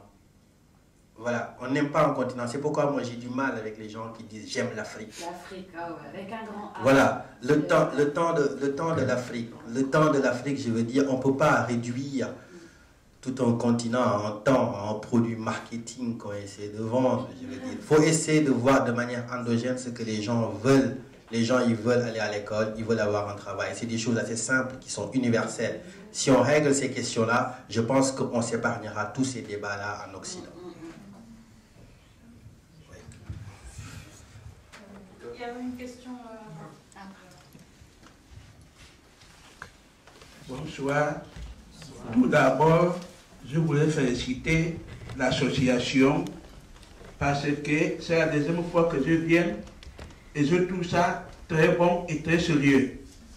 Deuxièmement, ce qui est important pour cette association, c'est que nous sommes à 60 ans du premier congrès des artistes et écrivains noirs qui était fait à Paris en 1956. Bravo!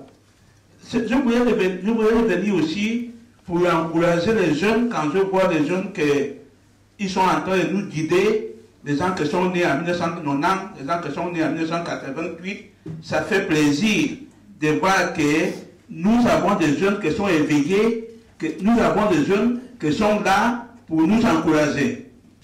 Les problèmes, de toute façon, les excuses et les choses que nous avons toujours, quand on va mettre le doigt dans un endroit très concret, on devient la tradition. C'est faux. Il ne faut pas venir dans cette tradition-là. Ce n'est pas notre tradition. Nous devons avoir nos intérêts. Les jeunes viennent nous poser la question d'intérêt. Est-ce que je préfère la vie ou la mort? La fille est en train de mourir. Pourquoi? Parce que la fille meurt pour dire que voilà, au lieu de voir des problèmes importants, je vais mourir parce que je ne vais pas aller manger des petits trucs qui vont me sauver. Ce n'est pas ça. La question est que les jeunes, ils voient clair aujourd'hui. Nous devons soutenir ces jeunes qui voient clair.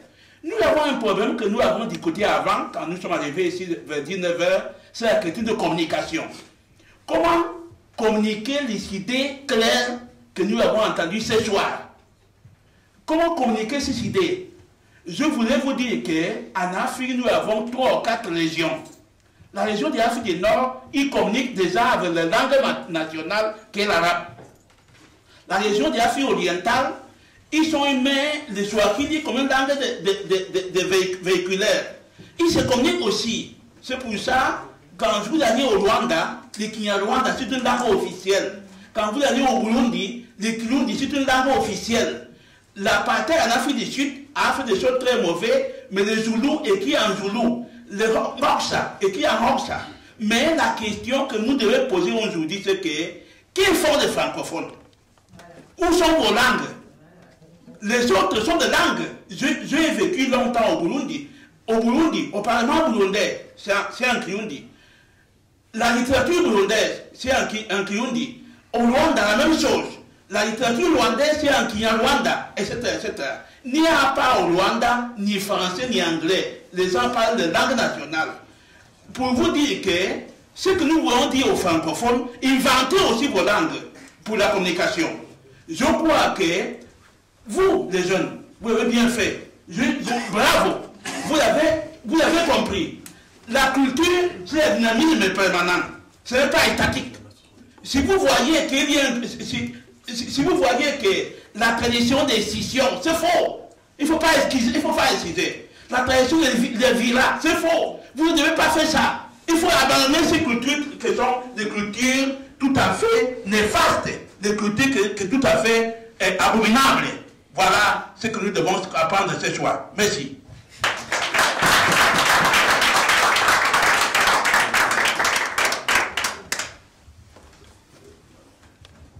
Alors, moi j'ai une question aux 2 auteurs. Déjà, avant la question, je voulais vous remercier. C'est vraiment un très très grand honneur que vous faites de venir ici aujourd'hui, d'avoir accepté l'invitation. Moi je ne croyais pas au début, quand Réassi m'a dit ils ont accepté de venir tous les 2. Je dis, tu plaisantes? Non, je ne plaisante pas, ils viennent. Donc vraiment, merci de venir ici. C'est une sorte, pour moi je prends ça comme un soutien que vous apportez à la scène, qui est une très jeune association. Donc de pouvoir vous déplacer pour venir nous soutenir, je vous remercie vraiment énormément. Alors, en fait c'est une seule question, mais qui s'adresse aux 2 auteurs, c'est sur les scènes de lynchage. j'ai trouvé deux scènes de lynchage dans les deux livres. La première aboutit, chez Bougard. Début, il y a les deux jeunes qui sont mis à mort. Ils meurent. Savoir pourquoi autant de violence dès le départ. Pourquoi ils meurent. Et chez Elgas, on annonce en fait qu'un homosexuel a été tué. Je crois que la phrase c'est ils ont lynché Jean. Je crois que c'est ça. Et puis, en fait, le lynchage n'a pas lieu. Pourquoi ils ne meurent pas? Pourquoi Jean ne meurt pas? Pourquoi les deux jeunes chez Bougard ils meurent et Jean ne meurt pas chez Elgas? Oui, j'ai lu le texte de Bougard et le lynchage est terminé au fusil. Donc forcément, quand on est fusillé, on a plus de chances de mourir. Et Jean se fait lyncher parce que c'est un homosexuel, c'est pas quelque chose d'ahurissant, hein, c'est quelque chose de plutôt commun, de plutôt régulier, malheureusement actuellement en Afrique. Et l'idée, la construction donc, de cet épisode-là, Jean n'est pas mort. Il a été amoché. Et d'ailleurs, ses bourreaux le disent. On va l'amocher, tout simplement parce qu'il ne puisse pas sucer après. Par exemple, c'est des mots qu'on a entendus. C'est aussi violent que ça. Mais Jean n'est pas mort. Mais c'est que, il faut... C'est pas la mort qui aboutit le drame. Le drame, c'est l'acte du lynchage lui-même. C'est-à-dire, quand on se jette sur quelqu'un, parce qu'il est différent, il a une orientation sexuelle différente, et qu'on le met à mort, et qu'on invoque la pureté culturelle, traditionnelle ou religieuse de son quartier à préserver, il y a là un problème. Donc voilà, c'est pourquoi l'idée, c'est pas tellement important de savoir pourquoi il n'est pas mort. Il a été sacrément améché, il a été à l'hôpital régional, où le réflexe n'a même pas été l'empathie, ni le soutien. Il a dû cacher, je veux dire, son état d'homosexuel pour pouvoir être soigné, en disant qu'il a été voleur et on l'a tabassé suite à des représailles. Voilà. Donc il y a de la vie, il y a de l'espoir. Oh oui, l'espoir que Bougard tue dès le départ, oui. d'une certaine manière. Oui, bah, l'espoir tout le temps, heureusement qu'on en a. Alors, si le livre fleure bon le pessimisme, c'est ce que je disais encore une fois. Moi, je pense que l'optimisme et le pessimisme ne sont que des sentiments qui n'ont aucune forme de prise sur la réalité. C'est-à-dire, aujourd'hui, si on me dit que quelqu'un a le cancer et qu'il est en chimiothérapie, je me dis, je suis optimiste, il va s'en sortir. Quelqu'un d'autre dit, je suis pessimiste et je pense qu'il va mourir. Mais tous les deux, nous n'avons aucune forme de prise sur son destin. Donc, c'est pourquoi les querelles qui ont souvent abondé dans la scène littéraire africaine sur l'afro-optimisme et l'afro-pessimisme m'ont semblé être des perditions totales, je veux dire. Moi, personnellement, je suis un grand optimiste. Alors, même s'il y a une prédominance de femmes dans la salle, je vois qu'il y a des hommes. Peut-être que si je fais une référence de foot, ils y seront sensibles. Je suis un supporter d'Arsenal, donc fondamentalement, je ne peux pas être pessimiste. Ça parlera peut-être à peu de gens, mais voilà, je suis un grand optimiste. Et ce texte-là, l'idée, c'est de dire, oui, il y a un garçon de 18 ans à qui on a fracassé le corps, que l'on a poussé aux portes de la mort, je veux dire tout simplement parce qu'il avait une différence sexuelle. Voilà l'idée centrale que j'ai voulu restituer. J'ai compris, mais c'est pour revenir sur une discussion que j'avais eue avec Tima, je pense. C'est que parfois, on a l'impression que tu ne vas pas au bout de la démarche. On a les homosexuels, enfin, je ne sais pas ce qui se passe au Sénégal, je n'ai pas été, mais au Cameroun, il est arrivé qu'on les tue plus, voilà, ils meurent. Alors, quand il est amoché dans ce livre et qu'il n'est pas mort, on s'est dit que finalement, ces gens qui font ça, ils ne sont pas si méchants que ça. C'est le cette non-mise à mort, en fait, laisse, c'est vrai, un certain espoir, mais quelque part, je ne veux pas dire que ça ne présente pas, en fait, le côté vraiment moche de la chose. Le tuer vraiment jusqu'au bout, pourrait montrer vraiment cette réalité, finalement, que tu veux, dont tu veux parler, parce que la véritable réalité, c'est que des fois, on les tue. Ouais. Alors, je peux peut-être essayer de répondre à ça. d'une certaine manière, cet homme, ce Jean, symboliquement, il est déjà mort. Il est mort comme homosexuel. On le lynche. C'est-à-dire qu'on le nie en sa qualité d'homosexuel. Et d'homme. Certes, il ne meurt pas sur le champ. Mais je ne suis pas certain que ce soit un espoir. Il va survivre, mais dans quelles conditions? Est-ce qu'il va continuer à survivre en se cachant, en fuyant, en essayant de feindre une sexualité qui n'est pas la sienne pour survivre, etc., etc. Et puis surtout, je crois que c'est dans le principe qu'il est déjà mort, dans le principe qui fait qu'on veut le tuer simplement parce qu'il est ce qu'il est. Et par là, je crois qu'il y a déjà une négation de l'humanité, une négation du sentiment, avant même qu'il y ait une suppression physique, malheureusement. Et je pense par là, je ne suis pas certain qu'il y ait de grande place pour l'espoir pour ce genre. De la même manière, dans l'ouverture de Terre Sainte, certes, les deux jeunes meurent. Ils sont exécutés. Voilà, il n'y a aucune place pour... Voilà, c'est un arrêt de mort, on les lie, on les exécute et c'est fini. Mais ce qui était, je pense, ce que je voulais attirer là, au-delà de l'horreur même, c'était peut-être l'attitude de la foule, qu'on peut aussi voir chez Elgas. C'est-à-dire, comment est-ce qu'une foule en arrive à être passive ou même participer, c'est-à-dire être... Donc, voilà.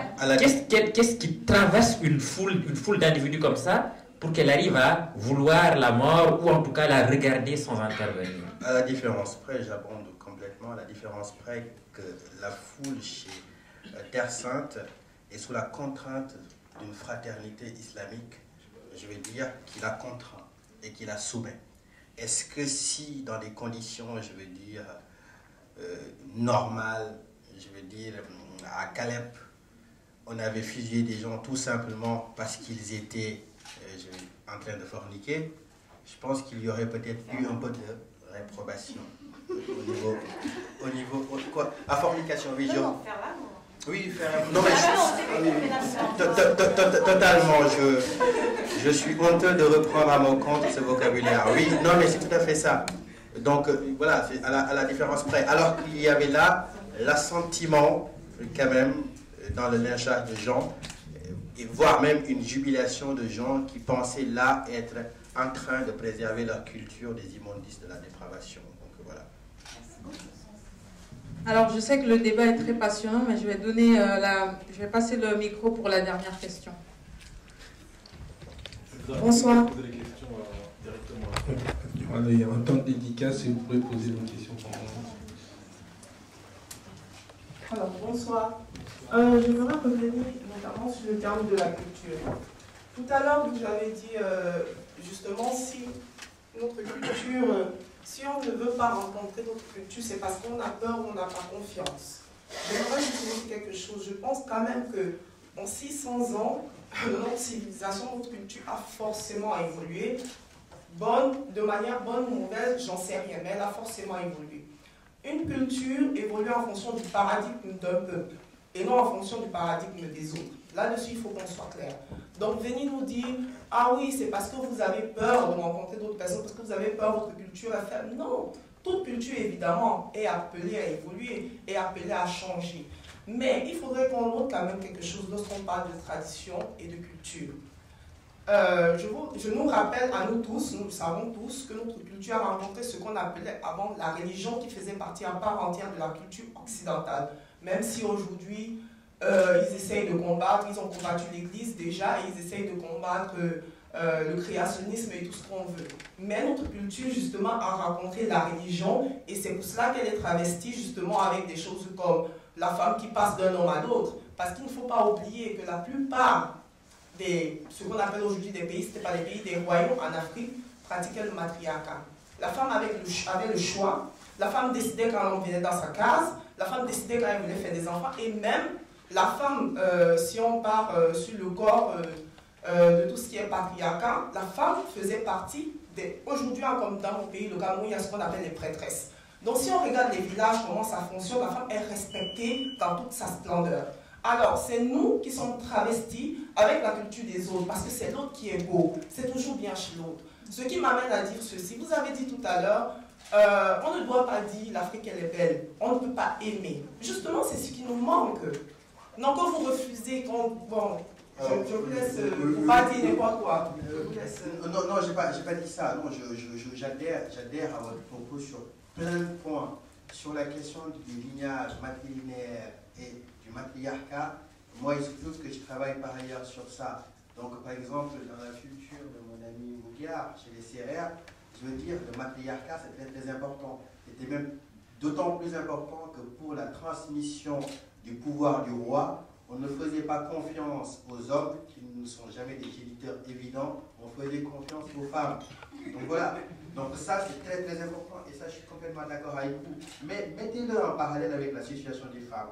Cette splendeur dont vous parlez et la réalité au quotidien de ce qu'elles vivent et des perspectives qu'elles ont pour construire leur avenir et leur vie. Donc c'est pourquoi j'ai jamais dit qu'il ne faut pas dire j'aime l'Afrique. J'ai dit le regard extérieur qui a tendance à exotiser l'Afrique en faisant un produit marketing sur lequel on tient un discours d'amour me paraît totalement inopportun et malvenu. Parce qu'on ne peut pas réduire un continent en un produit et à une étiquette, je veux dire, commerciale. C'est tout ce que je dis. Alors, l'Afrique est belle, oui, mais vous savez, raconter de belles choses, c'est le privilège des gens qui les vivent. On ne peut pas raconter des belles choses si on ne les vit pas. Aussi, je termine juste sur ça. Aujourd'hui, si quelqu'un vit dans un quartier splendide à Dakar ou à Yaoundé ou au plateau et tout le reste, et qui veut raconter sa vie, forcément elle sera belle, mais est-ce que c'est l'étalon de mesure le plus juste qui restitue tout le pays? Ça me paraît problématique. Voilà, c'est tout ce que je dis. Mais moi, j'ai rien. Mon pays se lève, mais c'est juste que j'ai pas envie de porter mon pays en bandoulière et de dire j'ai mon pays parce que je pense que c'est naturel. Un amour qui se proclame n'est pas un amour. Oui. Voilà. Non, mais je pense que là-dessus, on s'est mal compris. Hein. Quand je dis l'Afrique, elle est belle, et je pense que c'est le propos notamment de tous ces gens qui essayent de dire l'Afrique, elle est belle, ça n'a rien à voir avec la vie. On dit l'Afrique, elle a des ressources pour que justement on puisse aller de l'avant. Alors que l'Africain se voit toujours moche, que le mot noir ramène à la misère, que l'Afrique ramène au malheur, justement, on leur dit arrêtez de voir ce qui est négatif. Et si on arrête de voir ce qui est négatif, en ce moment, on se demande qu'est-ce que moi je peux faire pour améliorer? Qu'est-ce que je peux faire pour dire aux gens, cette tradition que vous dites aujourd'hui, elle est notre tradition, elle ne l'est pas. Parce que c'est la religion qui a apporté ce qu'elle a apporté dans notre tradition. Voici notre vraie tradition et voici ce que nous devons faire. Mais pour qu'un enfant prenne conscience de cela, il doit accepter que lui, en tant qu'homme noir et africain, il est beau. C'est la même chose avec les cheveux. Du moment qu'on dit à un enfant, cette poupée noire te ressemble et elle est belle. Cet enfant l'enregistre dans sa tête et il n'y a personne qui pourra lui dire le contraire. On part d'abord de là. Évidemment, après, il y a plein de points sur lesquels je suis d'accord avec vous. Mais on part d'abord de là. Aucune culture ne s'est fondée autrement. Alors, merci. Il y a quelque chose que je voudrais vous dire. Je pense qu'ici, aucun de nous, je ne crois pas, n'a dit que la culture d'un pays était déterminée par de l'extérieur. Évidemment, quand vous dites qu'elle est déterminée, le paradigme, c'est d'abord son peuple, je suis tout à fait d'accord. Mais il faut aussi être d'accord sur le fait qu'une culture est aussi une aventure. Et que dans cette aventure, elle est amenée à rencontrer d'autres cultures. Et qu'il se passe là des phénomènes de métissage. Lorsqu'on a dit que, personnellement, j'ai dit que dire simplement qu'une culture doit rester entre elles, par peur des autres, c'est simplement pour parler d'un certain nombre de gens aujourd'hui qui considèrent que l'Afrique doit rester entre elles. Moi, ça, je ne suis pas du tout d'accord avec ça. Je considère qu'il faut qu'elle avance, qu'il faut qu'elle s'inscrive dans le mouvement du monde tout en étant elle, ce qui est différent. Pardon? Qui est plus ancienne que?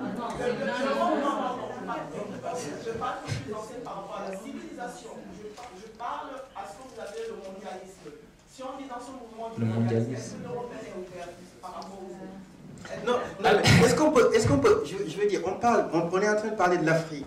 Alors, est-ce qu'on est l'effet miroir de la contre-réaction vis-à-vis de l'Occident? Je la trouve pas forcément bienvenue. Je veux dire, c'est que Mbougar, ce qu'il dit, et je partage totalement. Il dit juste qu'une civilisation, et encore, c'est Césaire qui le dit, une civilisation qui s'essiole à se regarder le nombril, s'effrite, perd tout son charme et toute son épaisseur. Voilà, pour le paraphraser avec peut-être d'autres mots, parce que je ne me souviens pas du passage exactement. Donc voilà. Edgar, je ne vais pas te couper, mais pour peut-être résumer un peu ce qu'elle est en train de dire, si j'ai bien saisi son propos, je peux me tromper, peut-être que ce qu'elle dit, c'est que l'Afrique a été trop ouverte, justement. On a beaucoup ingurgité. Oui. Et je pense que quand on parle d'universalisme, à mon sens, maintenant, le seul continent qui est universel de nos jours, c'est l'Afrique. Oui. Voilà. C'est vraiment en Afrique qu'on retrouve toutes les sensibilités culturelles du monde. Enfin, c'est comme ça que moi je vois les choses. Peut-être l'Afrique urbaine. Hein. Oui. Voilà. Alors, je suis assez d'accord sur ce point-là. Peut-être ce que je veux dire, c'est qu'à un moment, oui, on a tellement ingurgité que maintenant on est plein. On est plein et qu'il faut peut-être essayer de regarder un peu aussi dans nous ce qu'il y a eu. Mais oui, alors il y a un mouvement qui est potentiellement vain, c'est qu'aujourd'hui, le premier flux de capital qui va en Afrique est un flux de capital de ce que la diaspora envoie. Je veux dire, les interconnexions, les voyages, je veux dire, la diaspora avec l'Afrique, c'est une part essentielle, c'est une donnée vitale dans le continent. Donc, l'idée même d'un isolationnisme, je veux dire, de l'Afrique, elle est intenable. Elle est même impossible. Donc voilà, moi ce que je voudrais répondre, elle dit, oui, c'est pas notre tradition, en fait, c'est des choses qui nous sont venues, je veux dire. Entendons-nous bien, la religion aujourd'hui, les Sénégalais se confondent totalement avec la religion islamique. Allez aujourd'hui tenir un discours au Sénégal en leur disant, oui, l'islam a été importé, je veux dire, d'Arabie. Et pourtant, c'est vrai. Et pourtant, c'est vrai, Semben a fait un film sur ça, il y a des livres sur ça, il y a des travaux, il y a Tidiane Ndiaye qui a écrit sur ça, mais c'est des sujets polémiques. C'est pourquoi je dis, une identité n'est pas figée. Aujourd'hui, si on va chercher une identité pure africaine, des origines, on risque jamais de la trouver, parce que l'interaction a toujours été le ferment de l'identité. Voilà, partout dans le monde. Donc, voilà. Et puis, sur l'idée que l'Afrique serait plus ouverte, les flux migratoires partout dans le monde ont créé, alors le mondialisme, c'est la connotation négative de mondialisation, mais aujourd'hui, on est dans une planétarisation, je veux dire, des problématiques, avec les réseaux sociaux, avec les interconnexions, avec les voyages, où les influences circulent de partout. L'intelligence aujourd'hui pour des pays, parce que moi j'aime pas parler de continent, l'intelligence pour des pays, c'est de pouvoir saisir ce qui est bien, de l'arrimer, je veux dire, à ce qu'on peut produire aussi de bien, sans qu'il y ait d'obligation à préserver des choses qui sont encore négatives. Parce que sinon, l'hybridation crée des choses assez négatives. Un dernier mot de tout ce qu'on vient de dire, en tout cas, résume une chose, c'est que... Juste un mot. L'identité culturelle. Vous mettez où l'identité culturelle dans tout ça? L'identité culturelle. L'identité culturelle de quoi? Mais quelle culture? Quelle culture? Mais c'est ça, quelle culture?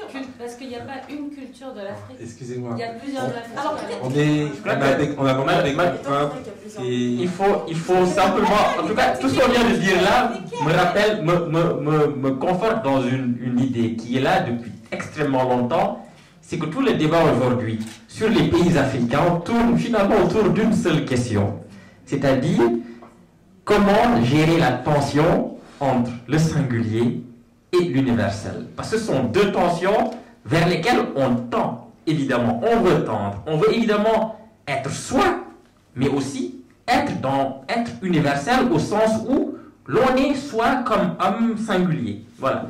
Et ça, c'est une question qui est là depuis très longtemps, qui n'a pas encore été résolue, mais je crois que essayer de chercher ce que l'on appelle son identité, c'est confronter aujourd'hui son histoire, chercher dans son histoire ce qui a pu être au cœur des préoccupations de son peuple ou de son pays, ou même descendre à une échelle beaucoup plus basse de sa propre famille, et puis voir ce que ces choses-là sont devenues aujourd'hui en contact avec le monde. Tout dépend de ce que vous appelez l'identité culturelle. Est-ce que ça veut dire le socle qui n'a jamais bougé, ou ce qui a été et qui a bougé aujourd'hui? Elle existe, mais où la placer? Moi, ce que j'entends par l'identité culturelle, c'est par exemple qu'au Sénégal, on puisse lire Terre Sainte dans les écoles. Que Terre Sainte soit prioritaire, par exemple, j'aime beaucoup Victor Hugo, hein, etc., etc.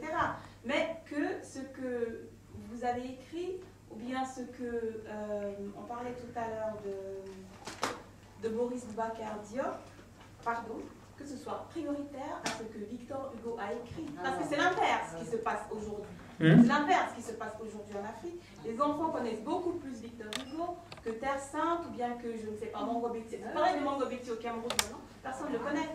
Tout le monde connaît Victor Hugo. C'est ça que j'entends par identité culturelle.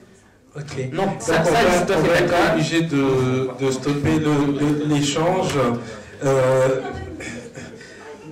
Faradien, je sais, mais tu es rentré dans le débat et donc là, ça ne va pas s'arrêter.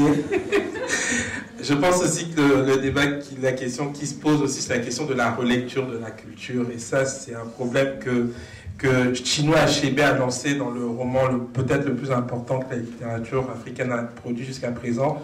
Une question essentielle, quelle capacité nous avons à relire notre culture? Je vous invite vraiment à faire des... Rapidement, donc merci beaucoup à la scène littéraire, à Rayassi, à Timba, à Agnès, à tous les organisateurs, à Samba qui nous ont accueillis de manière très très charmante, très bienveillante.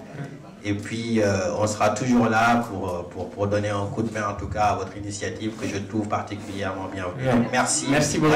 Merci à vous. Alors s'il vous plaît, la plus belle manière que vous pouvez avoir, c'est de partir avec une petite dédicace des auteurs. Donc n'hésitez pas, venez faire signer vos ouvrages par les auteurs. En tout cas, merci beaucoup et c'est avec beaucoup de joie que je suis encore venu avec les auteurs sur Genève. Merci.